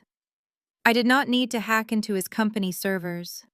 When a corporation is publicly traded, a staggering amount of their financial data and quarterly expenditure reports are readily available if you know where to look. I pulled the public quarterly earnings reports from the last 2 years, isolating the operational expenditures within Connor's division. The digital files were massive, containing tens of thousands of individual line items, representing millions of dollars in corporate spending. I imported the raw data files into my specialized SQL database software, allowing me to easily filter, sort, and analyze the information with absolute precision. The first monitor displayed a massive spreadsheet containing thousands of individual vendor payments. The second monitor was dedicated to state-level business registration databases to verify the legal existence of each vendor. The third monitor held the internal employee hierarchy of Connor's company, mapping out exactly who requested the vendor and who provided the final executive approval. For the first 3 hours, the search was agonizingly tedious. I meticulously sifted through hundreds of legitimate corporate contracts. There were massive payments to established software companies and international shipping conglomerates. Everything looked perfectly normal on the surface. But financial criminals rarely hide their illicit activities within the massive high-profile contracts because those are heavily audited by internal compliance teams. They hide the stolen money in mundane, unglamorous middle-tier expenses. I adjusted my database search parameters, filtering out any vendor contract over $100,000 and any contract under $10,000. I was looking for the sweet spot, the exact financial threshold where a vice president could unilaterally approve a monthly invoice without triggering a mandatory review from the chief financial officer. I also applied a secondary filter targeting vendors providing vague, intangible services like strategic consulting. Intangible services are the absolute easiest way to fake a corporate invoice because there are no physical products to track or inventory to audit. The tension in my home office began to build thick and heavy as the massive list of thousands of vendors suddenly shrank down to a highly concentrated list of 75 specific third-party contractors. I leaned closer to the glowing screens, my eyes scanning the repetitive rows of data. I started cross-referencing the registered physical addresses of these 75 vendors. Legitimate companies have commercial office spaces, industrial warehouses, or registered professional agent addresses. I ran an automated batch script to bounce the vendor addresses against commercial real estate property databases. Within 30 seconds, the software flagged 14 critical anomalies. 14 of the vendors Connor's department was regularly paying were registered to residential addresses or cheap commercial post office boxes located in strip malls. My heart rate began to pick up a steady rhythmic pounding in my chest. The thrill of the hunt was completely taking over. I manually clicked on the first flagged vendor. It was a boutique marketing firm operated by a single freelancer. Legitimate. I clicked on the second. An independent IT consultant working from his home office. Legitimate. I painstakingly went through the list, eliminating the false positives, one by one, digging deep into the digital background of every single company until I reached the very last anomaly on the screen. The last vendor was listed simply as Apex Consulting Solutions, LLC. Connor's department had been paying this specific vendor exactly $8,500 every single month for the past 2 years. The payments began exactly 1 month after Sienna was hired into the procurement department. I felt a sharp chill run down my spine. The timing was entirely too perfect to be a coincidence. I pulled up the state business registry on my second monitor and typed in the name of the LLC. The results populated instantly. Apex Consulting Solutions was not a legitimate marketing firm. It was an opaque shell company registered in Delaware, a state famous for protecting corporate anonymity. but Delaware still requires a registered agent to receive legal correspondence. I pulled the initial incorporation documents, which were publicly available for a small municipal fee. I waited 3 agonizing minutes for the digital PDF to download from the state server. The progress bar inched across the screen, building unbearable anticipation in the quiet room. When the document finally opened, I scrolled straight past the dense legal boilerplate text down to the final signature page. There, scrawled in black ink on the digital scan, was the defining catastrophic mistake that arrogant criminals always make. They think they are absolutely invincible, so they get incredibly lazy with their basic paperwork. The registered agent for the Delaware Shell Company was not a high-priced corporate lawyer. It was a residential address located in a luxury downtown apartment building. It was the exact same apartment building where Sienna lived before Connor boldly attempted to move her into my suburban guest room yesterday. The fatal flaw in his perfect corporate image was finally staring right back at me, completely exposing the massive fraud hiding beneath his arrogant executive facade. I sat still, staring at the document on my monitor. The residential address listed for the registered agent of Apex Consulting Solutions was not just any random apartment. It was Sienna's exact apartment number, the same apartment she had moved out of yesterday when Connor attempted to relocate her into my guest room. A cold, sharp wave of absolute clarity washed over me. Connor and Sienna were not just having a cliché office romance behind my back. They were actively engaged in a massive, coordinated corporate embezzlement scheme. I leaned forward and began tracing the financial web. As a forensic analyst, I know the most successful frauds are usually the most boring ones. People do not steal millions of dollars in a single dramatic heist. They steal slowly in increments small enough to fly under corporate auditors. $8,500 a month. That was the magic number. I pulled up the internal procurement logs from Connor's Logistics Corporation and isolated every single invoice submitted by Apex Consulting over the last 24 months. Each of the 24 invoices was identical in its vagueness. The line items simply read Strategic Market Analysis and Quarterly Vendor Optimization. There were no attached deliverables, no progress reports, and no physical products. It was thin air, billed at $8,500 monthly. The most damning part was the internal approval routing. I tracked the digital signatures attached to each authorization. Sienna manually entered the fake invoices into the corporate accounting system. She was the one generating the payment requests. And Connor, as the Vice President of Global Vendor Relations, was the one providing the final executive sign-off. He used his clearance to bypass secondary audits, claiming Apex was a confidential partner. They were sitting in their sleek corporate offices, smiling at their colleagues, while quietly siphoning over $200,000 of company money directly into a secret Delaware Shell account controlled entirely by a 28-year-old girl. My fingers flew across the mechanical keyboard as I dug even deeper into the digital routing numbers. I needed to see exactly how they were spending the stolen corporate funds. I ran a secondary trace on the outgoing wire transfers from the Apex Consulting bank account.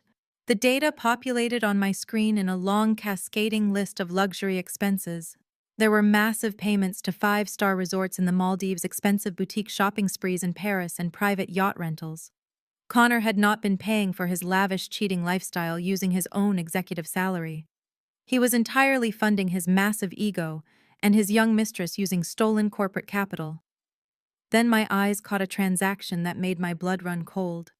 I saw a massive wire transfer for exactly $40,000, leaving the Apex Consulting Shell account. I traced the destination routing number and felt a sickening drop in my stomach.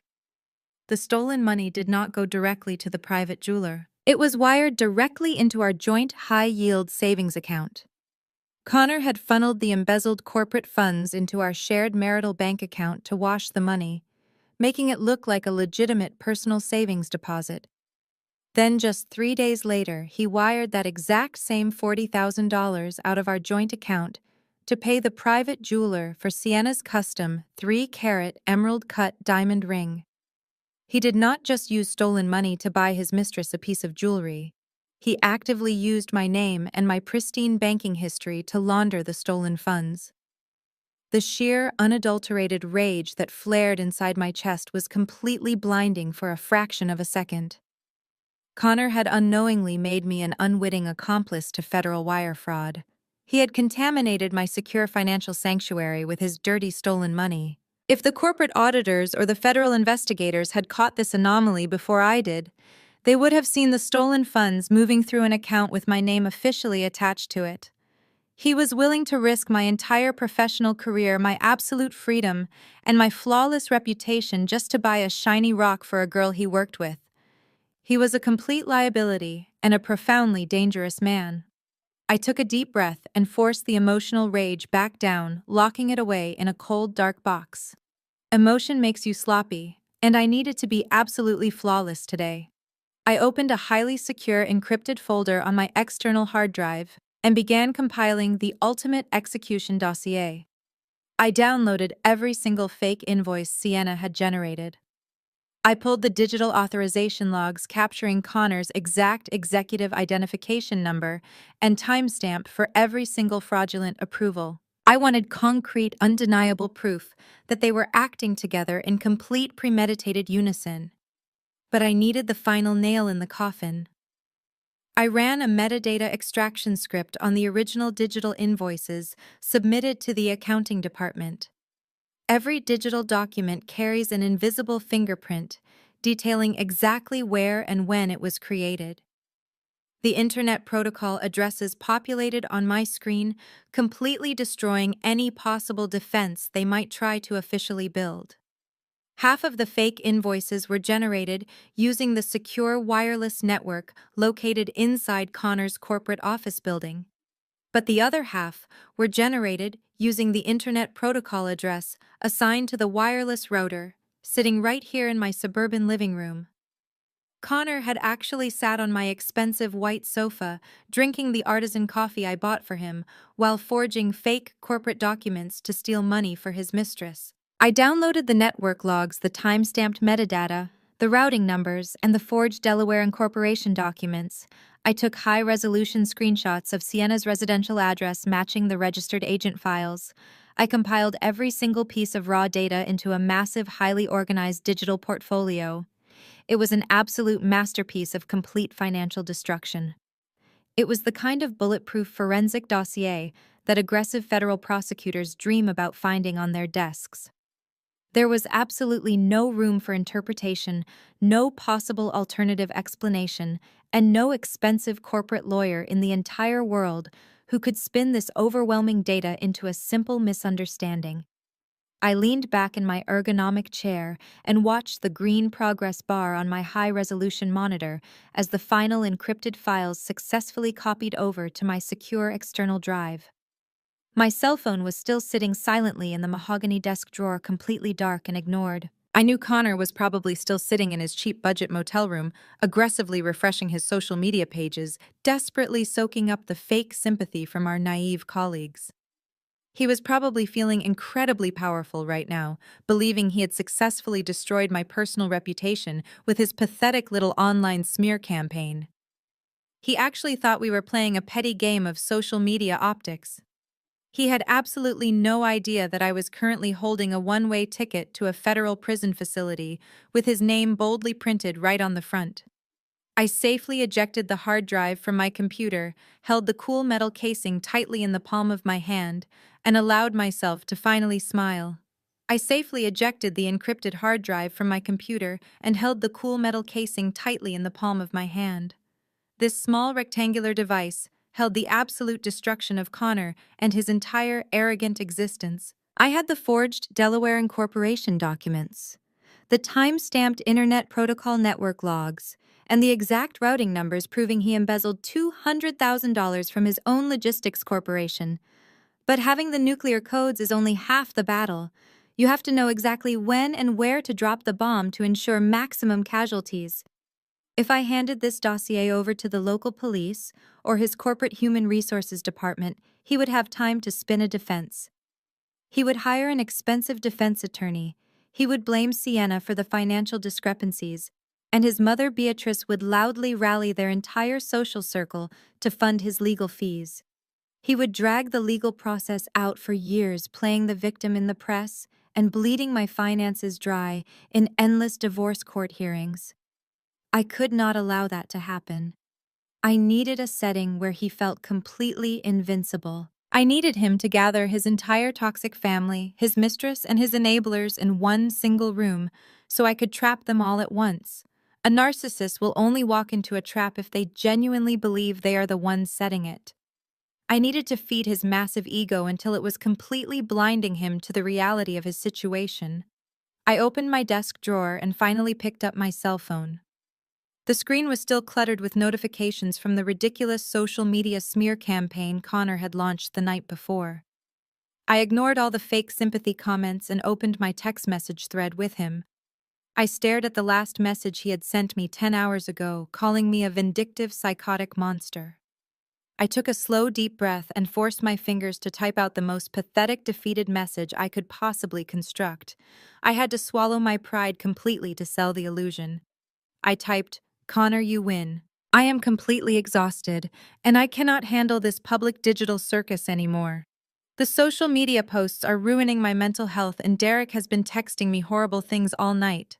I am stepping down from the fight. You can have the suburban house and we can split the offshore trust funds. I just want this nightmare to be over so we can both move on with our lives quietly. Please tell your mother and brother to stop harassing me online. Let us arrange a private emergency mediation meeting tomorrow afternoon to sign a post-nuptial separation agreement and divide the physical assets." I hit the send button and placed the phone flat on my mahogany desk. It was a masterpiece of psychological manipulation. I validated his online bullying, I surrendered the highly contested luxury property, and I begged for absolute mercy. It did not even take 3 full minutes for the reply indicator to pop up on my screen. I could vividly picture him sitting in his cheap budget motel room staring at his phone with a massive triumphant smirk spreading across his face. He probably turned to Sienna immediately, bragging about how his aggressive tactics had completely broken my resolve. He probably called Beatrice to gloat about how the woman who thought she was so smart and independent had finally crumbled under the weight of their superior family dominance. My phone vibrated with his response. I picked it up and read his words.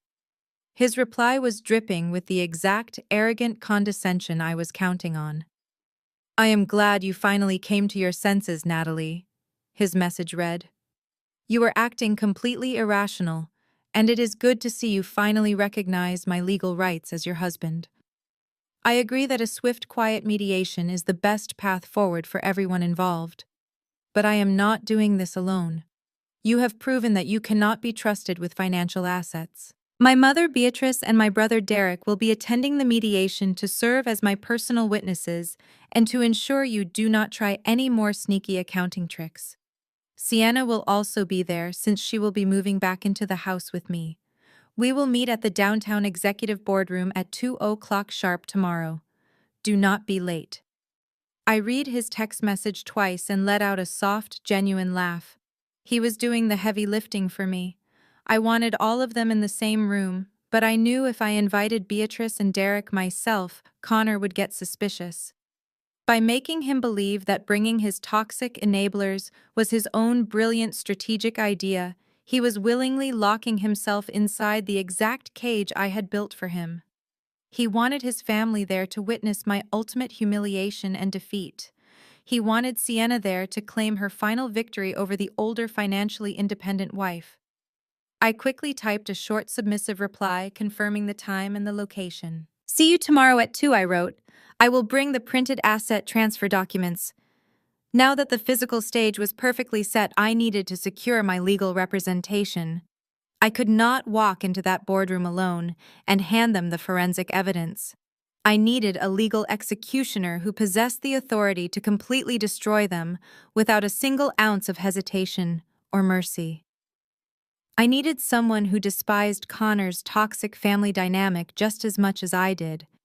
I opened my contacts and scrolled down to a very specific name, Jasmine. Jasmine is a fiercely intelligent African-American corporate litigation attorney who has spent the last 5 years quietly observing the disgusting narcissism of her husband's family. We had always shared a silent mutual understanding at miserable holiday dinners, rolling our eyes whenever Beatrice started praising her golden child, Connor. Jasmine knew exactly who they were, and she despised how Derek constantly enabled his brother's terrible behavior. I dialed her direct office line. "Jasmine," I said, keeping my tone, "I have a massive corporate embezzlement case involving a senior vice president creating fraudulent Delaware shell companies to funnel stolen capital. I have the metadata, the forged signatures, and the direct wire transfers perfectly documented. I need a corporate litigator to represent me at an emergency asset mediation tomorrow afternoon at 2 o'clock. I know you usually require a massive retainer, Jasmine," I continued, "but I promise you this specific case is going to be the most satisfying career victory you will ever experience." When I told her the name of the vice president, the silence on the phone stretched for several heavy seconds. Then I heard a low, sharp laugh. "I will clear my entire afternoon schedule, Natalie," she replied, her voice filled with a dangerous, absolute certainty. "Send me the encrypted digital files right now." I hung up the phone and looked out the window. The trap was perfectly set, the legal snare was tightly woven, and the arrogant rats were happily marching straight toward the cheese. The downtown executive boardroom was located on the 42nd floor of a high-end commercial glass skyscraper overlooking the sprawling Chicago skyline. The room was designed entirely for high-stakes corporate intimidation. It featured a massive polished mahogany table spanning 20 feet long, heavy leather executive chairs, and floor-to-ceiling windows that cast a cold, imposing light across the spacious room. I arrived 30 minutes early. I wore a tailored charcoal gray suit, my hair pulled back into a sleek professional bun, and my posture completely straight. I sat at the far end of the long mahogany table with my hands resting quietly in my lap. I did not bring any thick binders today. I did not bring any printed spreadsheets. I only brought my smartphone, which was sitting face down on the polished wood. I looked out at the tiny cars moving through the city streets far below, taking a slow, deep breath to steady my heart rate. The trap was perfectly constructed, and the bait had been completely swallowed.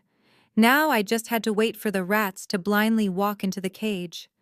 Exactly at 2 o'clock, the heavy frosted glass doors of the boardroom swung open with an aggressive push. Connor walked in first. He was wearing a brand new navy blue designer suit, perfectly tailored, attempting to project the absolute image of a powerful, victorious executive. But the dark circles under his eyes betrayed the reality of his cheap motel room. Right behind him marched his toxic entourage. His older brother Derek walked in with his chest puffed out, wearing an ill-fitting gray suit and an expression of pure, unadulterated hostility. Beatrice followed closely behind, carrying a large designer handbag and looking around the luxury boardroom with a smug, satisfied smile as if she personally owned the building. And finally, trailing slightly behind them was Sienna. She was wearing a completely inappropriate tight white dress, her blonde hair perfectly curled, and she made sure to keep her left hand prominently displayed so the 3-carat emerald-cut diamond ring could catch the bright overhead fluorescent lighting. They moved as a single arrogant unit. They did not sit randomly. They deliberately took the 4 heavy leather chairs directly across from me, forming a unified physical wall of opposition. They wanted me to feel completely isolated, outnumbered, and entirely defenseless. Connor did not even bother to offer a formal greeting. He unbuttoned his suit jacket, sat down in the center chair, and placed a sleek leather briefcase onto the mahogany table. He popped the gold latches open and pulled out a thick stack of legal paper bound together by a heavy black clip. With a deeply condescending smirk playing on his lips, he placed his hand flat on the document and pushed it firmly across the long, smooth surface of the table. The heavy paper slid directly until it stopped right in front of me. I looked down at the bold, printed title. It was a formal post-nuptial separation and asset division agreement. "Go ahead and read it," Natalie Connor said, his voice echoing loudly in the quiet boardroom. My legal team drafted it this morning. It is incredibly generous considering the severe emotional distress and the completely unhinged public humiliation you caused me this week.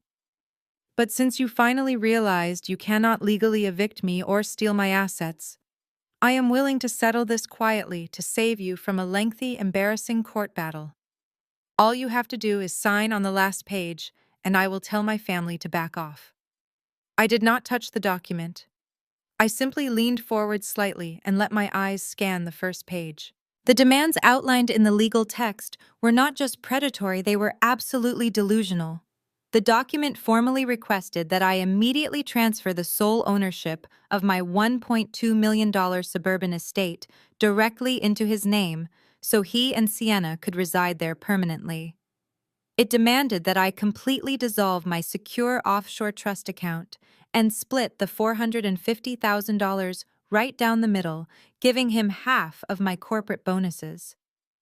But the most staggering piece of absolute arrogance was listed on page 3. Connor was legally requesting a mandatory spousal support payment of $6,000 every single month for the next 5 years. The legal justification printed on the document claimed that my hostile actions had severely damaged his executive living standards and that he required financial maintenance to support his professional lifestyle. He was literally demanding that I finance his new life with his 28-year-old mistress. He wanted me to buy him the house, give him my savings, and pay him a monthly salary for the privilege of being cheated on. Before I could even process the sheer magnitude of his financial audacity, Derek leaned heavily over the mahogany table. He pointed a thick, aggressive finger directly at my face. "You better pick up a pen and sign that paper right now, Natalie." Derek sneered, his voice dripping with pure toxic aggression. "You are incredibly lucky my brother is a forgiving man. If it were me, I would drag you through civil court and completely destroy whatever is left of your miserable little career. You committed financial abuse, you locked him out of his marital property, and you acted like a complete psychopath. You owe him that house and you owe him that money. You should be thanking him on your hands and knees for not suing you for public defamation after the way you treated him at the gala. You are a cold, vindictive woman, and you are finally getting exactly what you deserve." Derek crossed his arms tightly, looking at me with an expression of absolute hatred. He truly believed he was intimidating me. He thought his loud, booming voice and his physical aggression would force me to blindly surrender my entire life savings out of sheer terror. Beatrice immediately chimed in, nodding vigorously in agreement with her older son. "Derek is absolutely right, Natalie," she said, adjusting her expensive handbag on the table. "You tried to play your little financial control games, and you failed miserably. You cannot just buy a man and expect him to stay with you when you treat him so poorly. Connor deserves a woman who respects him and builds him up, not a human calculator who freezes his bank accounts. Just sign the papers and go back to your lonely little spreadsheets." Sienna, sitting silently at the end of their lineup, let out a soft, mocking giggle. She reached up and casually pushed a strand of blonde hair behind her ear, making sure the diamond ring flashed brightly one more time. She was completely reveling in the moment, absolutely certain that her new luxury life was fully secured in ink. They all sat there staring at me with deeply satisfied expressions, waiting for me to break down, cry, and sign away my entire future. I looked at the 4 of them sitting in a row. They were so blinded by their own collective narcissism and their shared greed that they could not see the massive reality bearing down on them. They actually believed they held all the power in this room. They thought I was sitting here alone because I had no friends, no family, and no legal defense. They thought my silence was an admission of total defeat. I slowly reached out and placed my hand gently on top of their ridiculous post-nuptial agreement. The paper felt cheap under my fingertips. I did not feel an ounce of fear. I did not feel sad. I felt a profound, cold sense of absolute power. I knew exactly what was waiting in the heavy forensic dossier I had compiled. I knew exactly what was about to happen to Connor's perfect corporate image, his freedom, and his stolen money. I looked directly into Connor's arrogant eyes and offered him a very small, chilling smile. I tapped my manicured fingernail against the mahogany table twice. The sound was sharp and definitive. "I am not going to sign this document, Connor," I said, my voice dropping to a low, steady whisper, "because I am not the one who is going to need a lawyer today." The room fell completely silent, just as the heavy frosted glass doors behind them began to slowly open. The boardroom was entirely consumed by a thick, suffocating silence. Beatrice leaned back in her heavy leather executive chair, crossing her arms and letting out a soft, condescending sigh. She offered me a deeply triumphant smirk, fully believing that the war was already won. In her mind, I was just a stubborn little girl who had finally realized she was entirely outmatched by the superior power of her family. Connor sat perfectly still next to her, tapping an expensive silver pen against the mahogany table, projecting the false confidence of a man who thought his newly printed post-nuptial agreement was an absolute legal masterpiece. Derek was practically vibrating with toxic aggression, glaring at me from across the table, as if his sheer willpower could force my hand to pick up the pen and sign away my life savings. And Sienna just sat there tracing the edge of my custom 3-carat diamond ring, completely lost in her own pathetic delusion of impending luxury. They all sat there basking in the artificial glow of their perceived victory, waiting for my final act of absolute submission. I kept my hands folded neatly in my lap, my expression completely devoid of any emotion. I did not blink, and I did not look away from Connor's incredibly arrogant face. I just sat there counting the seconds in my head, anticipating the exact moment their entire reality would shatter into a million irreparable pieces. 5, 4, 3, 2, 1. Right on cue, the heavy frosted glass doors at the far end of the boardroom swung open with a smooth, authoritative swoosh. The sudden, aggressive movement instantly shattered the tense silence in the room, causing all four of them to violently snap their heads toward the entrance. Walking through the doorway was the absolute last person any of them ever expected to see. It was Jasmine. Jasmine is an incredibly sharp, brilliant African-American corporate litigation attorney who also happens to be Derek's legally wedded wife. For the past 5 years, I had watched Jasmine sit quietly at miserable family holiday dinners, politely tolerating the endless stream of toxic nonsense that poured from Beatrice's mouth. I had watched her gracefully ignore the subtle, deeply ingrained condescension this family directed toward any woman who dared to be smarter or more financially successful than their precious sons. Just last Thanksgiving, Beatrice had actually asked Jasmine to step away from a highly sensitive corporate conference call to help mash the potatoes, claiming that a real wife's true priority should always be the kitchen. Jasmine had simply smiled a tight, polite smile and returned to her call. But today she was not playing the role of the polite, quiet daughter-in-law. Today she was in her absolute, undeniable element. She was wearing a perfectly tailored dark emerald green designer suit, her natural hair styled impeccably, and her posture radiating absolute unyielding power. In her right hand, she carried a massive reinforced black leather briefcase that looked heavy enough to contain an entire library of legal destruction. The collective shock that rippled through the toxic family unit was absolutely magnificent to witness. Derek's aggressive bullying posture completely evaporated in a single fraction of a second, his jaw practically unhinged, dropping open in pure, unadulterated confusion. He pushed his heavy leather chair back, roughly, the wooden legs scraping loudly against the expensive boardroom carpet, and stood up halfway.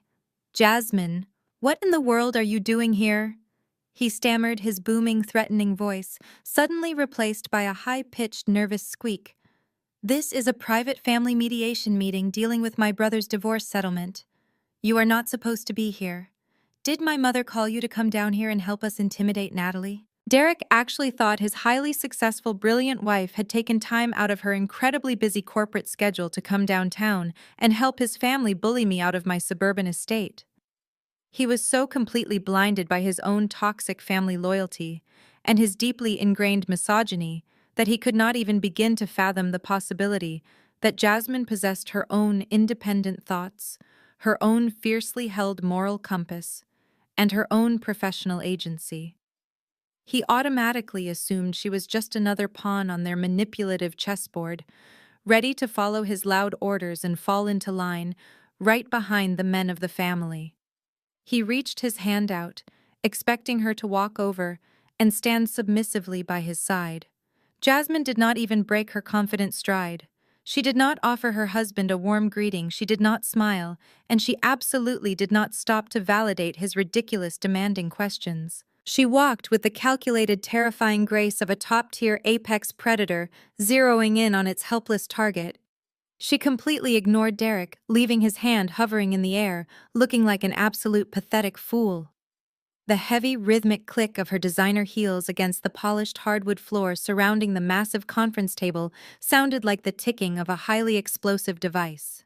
She walked straight past Beatrice's chair, not even sparing a single passing glance at the woman who had spent years making snide, passive-aggressive comments about Jasmine's demanding career choices. She walked right past Sienna's tight white dress, completely ignoring the pathetic amateur display of the stolen emerald-cut diamond ring. And she walked directly past Connor, who was staring at her with wide, completely terrified eyes, his arrogant smirk entirely melting off his sweating face. The entire power dynamic of the massive luxury room shifted instantly and violently rearranging itself completely around Jasmine's undeniable magnetic presence. The cold, imposing corporate atmosphere they had meticulously designed to trap and intimidate me was suddenly completely suffocating them instead. They were completely paralyzed, entirely unsure of how to process the sudden dramatic arrival of a highly trained, ruthless legal gladiator right in the middle of their pathetic little financial ambush. Jasmine finally reached the far end of the long mahogany table and came to a sudden sharp stop, standing firmly and proudly directly to my right side. She placed her heavy black leather briefcase onto the smooth wooden surface with a loud, definitive thud that echoed sharply off the thick floor-to-ceiling windows overlooking the sprawling city skyline. She slowly unbuttoned her emerald green suit jacket, taking her absolute time, letting the agonizing, suffocating silence stretch just a little bit longer to maximize their rapidly growing panic. Finally, she looked up and fixed her piercing gaze on the four completely terrified faces staring back at her from the opposite side of the table. She looked directly at her husband Derek, who was still standing awkwardly half out of his chair, his face turning a blotchy shade of red. Then, she looked dead into the eyes of Connor, who was suddenly swallowing hard, his throat visibly bobbing under the bright fluorescent lights.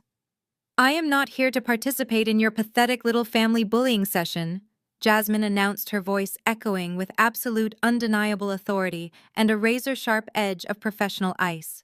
"I am here in my official capacity as a senior partner at my corporate law firm." She reached down effortlessly, unlatched the heavy brass locks on her leather briefcase, and pulled out a thick, perfectly bound stack of documents, placing them directly next to Connor's ridiculous post-nuptial agreement. "I am here representing my client," Natalie, Jasmine said, leaning slightly forward over the table. "And I highly suggest you all sit down and shut your mouths immediately, because we are about to have a very serious conversation about federal wire fraud, corporate embezzlement, and the impending destruction of your entire lives." Jasmine stood at the head of the mahogany table, looking down at the cheap printed post-nuptial agreement Connor proudly presented moments ago. She picked up the document by its corner like diseased trash and casually dropped it into the stainless steel wastebasket beside the table. Derek immediately slammed his hands on the table. "What do you think you are doing, Jasmine?" he yelled, his face turning purple. "This is none of your business. You are my wife and you should be supporting your family." Jasmine did not even flinch. She slowly turned her head and fixed him with a stare so icy it could have frozen the entire room. "I am a senior partner in corporate litigation, Derek," she replied, her voice eerily calm. "When I step inside a boardroom, I do not have a husband, and I certainly do not have a mother-in-law. I have a client and opposing counsel. Since Connor was stupid enough to walk in here without legal representation, I am going to speak very slowly so all of you understand exactly how much danger you are in. Sit down and shut your mouth, Derek, before I make you leave this building in handcuffs. Derek swallowed hard, his aggressive posture collapsing instantly as he sank back into his heavy leather chair. Beatrice tried to speak, but the sheer terrifying authority radiating from her daughter-in-law forced the older woman to snap her mouth completely shut. With the room completely silenced, Jasmine reached into her black leather briefcase. She pulled out the massive encrypted forensic dossier I meticulously compiled the night before. She lifted the heavy stack of documents high into the air and brought it down hard onto the mahogany table. The loud, explosive thud made Sienna literally jump in her seat. This, Jasmine announced, placing her hand flat on the cover, is a comprehensive financial forensic investigation conducted by one of the top analysts in the city. It details exactly how you, Connor, have spent the last 2 years systematically defrauding your own logistics corporation. Connor physically recoiled, as if the binder itself was radioactive. His mouth fell open, but no sound came out. Jasmine flipped open the cover and began reading the undeniable data. Apex Consulting Solutions, limited liability company registered in the state of Delaware. She read aloud, her voice slicing through the thick boardroom air. For the past 24 months, this completely fabricated shell company has submitted identical monthly invoices for $8,500, claiming to provide strategic market analysis. And for the past 24 months, Connor, you personally used your executive clearance as Vice President of Procurement to bypass secondary audits and unilaterally approve every single one of these fraudulent invoices. You actively embezzled over $200,000 of corporate capital. Beatrice gasped loudly, her hands flying up to cover her mouth. Connor is a vice president, she stammered defensively. He would never steal money. He makes plenty of money. Jasmine let out a sharp, humorless laugh that echoed off the glass walls. He does not make nearly enough to fund his pathetic delusions of grandeur, Beatrice. Jasmine shot back without missing a beat. He funneled stolen corporate money into a fake vendor account, because he is a common thief wearing a cheap designer suit. Jasmine flipped to the next tab in the massive dossier and slid a high-resolution printed photograph across the table. It was a digital copy of the exact wire transfer routing numbers. She pointed her finger directly at the highlighted bank data. This stolen money did not just stay in Delaware. Jasmine continued, her eyes locking onto Connor's terrified face. You wired the embezzled corporate funds directly into your shared marital joint savings account. You actively attempted to launder stolen corporate money using my client's pristine banking history. And then just 3 days later, you wired exactly $40,000 of that stolen money to a private jeweler to purchase a custom 3-carat emerald-cut diamond ring. Jasmine stopped speaking for a brief moment, letting the absolute horror of her words fully marinate in the quiet room. She looked down at Sienna's hand, prominently resting on the table. That is a beautiful diamond, Sienna. Jasmine noted, her voice dropping to a dangerously soft whisper. It is just a shame that it was purchased with stolen corporate funds, making it an active piece of criminal evidence in a federal financial investigation. Sienna practically yanked her left hand off the table, hiding it under the mahogany wood, as if the ring was suddenly burning her skin. The arrogant smile she had worn since she walked into the building was completely wiped away, replaced by a look of sheer, unadulterated terror. Connor was violently shaking his face slick with nervous sweat. He tried to speak, attempting to formulate some kind of defense. Jasmine, this is all a massive misunderstanding, he stammered, his voice cracking pathetically. I can explain the vendor contracts. I can pay the money back. You do not need to do this. We are family. Jasmine ignored his pathetic begging completely. She turned her entire physical focus onto the 28-year-old junior executive sitting frozen at the end of the table. Sienna had thought she was walking into this boardroom to secure a $1.2 million suburban estate and a massive monthly spousal support check. She had absolutely no idea that she had walked directly into a federal legal execution. Jasmine leaned over the table, resting her weight on her hands, and looked Sienna dead in the eye. "Let us talk about your specific role in this massive corporate conspiracy," Sienna Jasmine said, her tone completely devoid of any mercy. "You see, Connor is stupid, but he is not stupid enough to put his own name on the Delaware incorporation documents. He needed a disposable pawn. I pulled the state registry files for Apex Consulting Solutions. You are listed as the sole registered agent. The company is registered to your exact residential apartment address. And every single fake invoice submitted to the corporate accounting department was generated using your specific employee identification number and your digital signature." Sienna let out a high-pitched, terrified gasp, her eyes darting frantically toward Connor. "Connor told me it was just a special internal accounting procedure," she cried out, her voice trembling violently. "He said it was a tax write-off for his executive bonus. I did not know it was a fake company." Jasmine stood up straight and buttoned her emerald green suit jacket.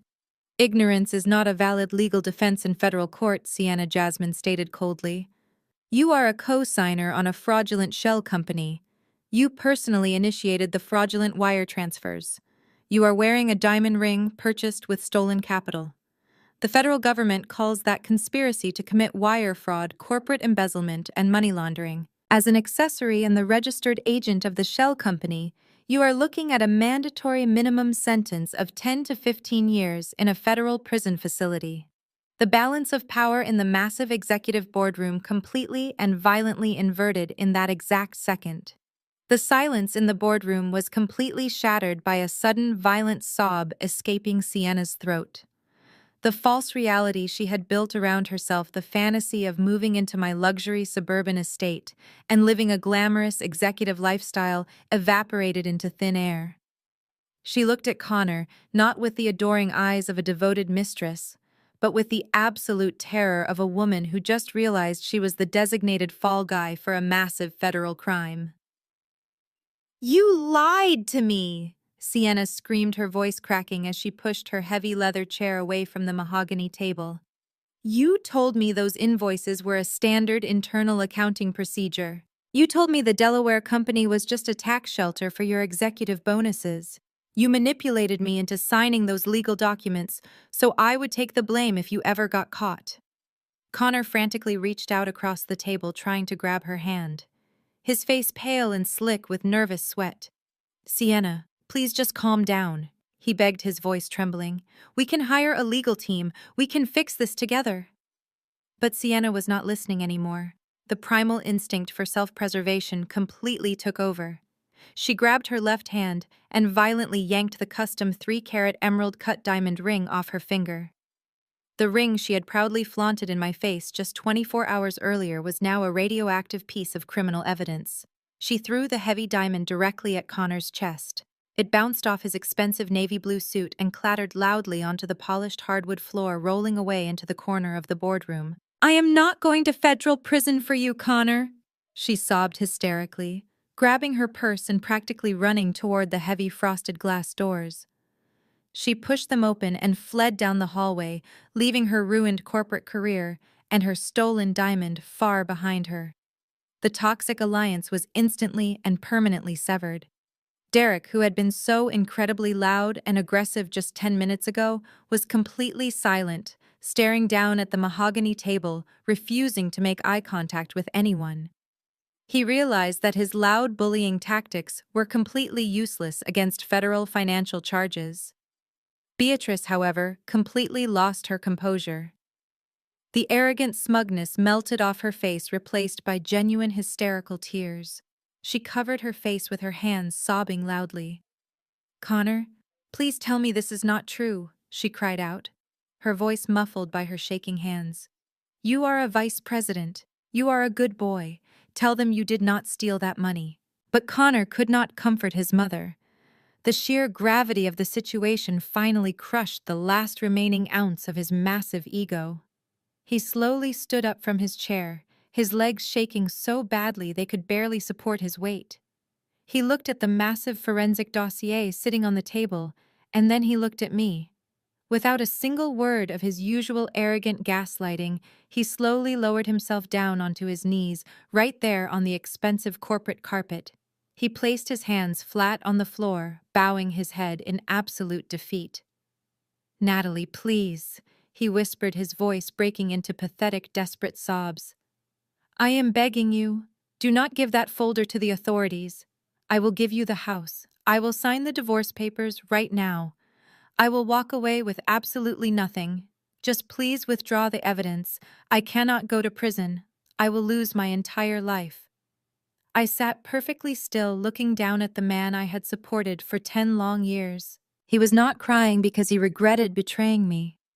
He was not crying because he felt remorse for the endless manipulation and the cruel public humiliation. He was only crying because he had finally been caught, and the consequences were absolutely inescapable. I did not feel an ounce of pity. Before I could even respond, Jasmine stepped forward, picking up the black leather binder. She looked down at Connor with an expression of pure professional disgust. "You do not seem to understand how a corporate litigation timeline works, Connor," Jasmine stated, her voice echoing coldly in the large room. "My client does not negotiate with financial terrorists. We did not bring this massive forensic dossier here today to use it as leverage for your ridiculous divorce settlement. We brought it here as a courtesy to inform you of your immediate impending reality. I already digitally transmitted the entire encrypted file containing the forged documents, the network logs, and the wire transfers directly to the regional office of the Federal Bureau of Investigation exactly 15 minutes before we walked into this boardroom. I also carbon copied the chief executive officer and the entire board of directors of your logistics corporation. By the time you take the elevator down to the lobby, your corporate security badge will be permanently deactivated and your bank accounts will be entirely frozen by federal authorities. There is absolutely nothing left to negotiate. The trap was sprung long before you even sat down." Connor let out a devastating guttural wail, collapsing entirely onto the floor.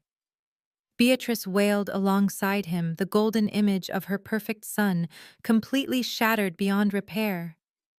Derek quietly stood up and walked out of the room, abandoning his brother to save his own reputation. Jasmine and I did not stay to watch them cry. We simply turned around, walked out the glass doors, and rode the elevator down in peaceful silence. Fast forward exactly 6 months. The federal investigation moved swiftly, fueled by the undeniable data I provided. Connor was formally indicted on multiple counts of wire fraud and corporate embezzlement.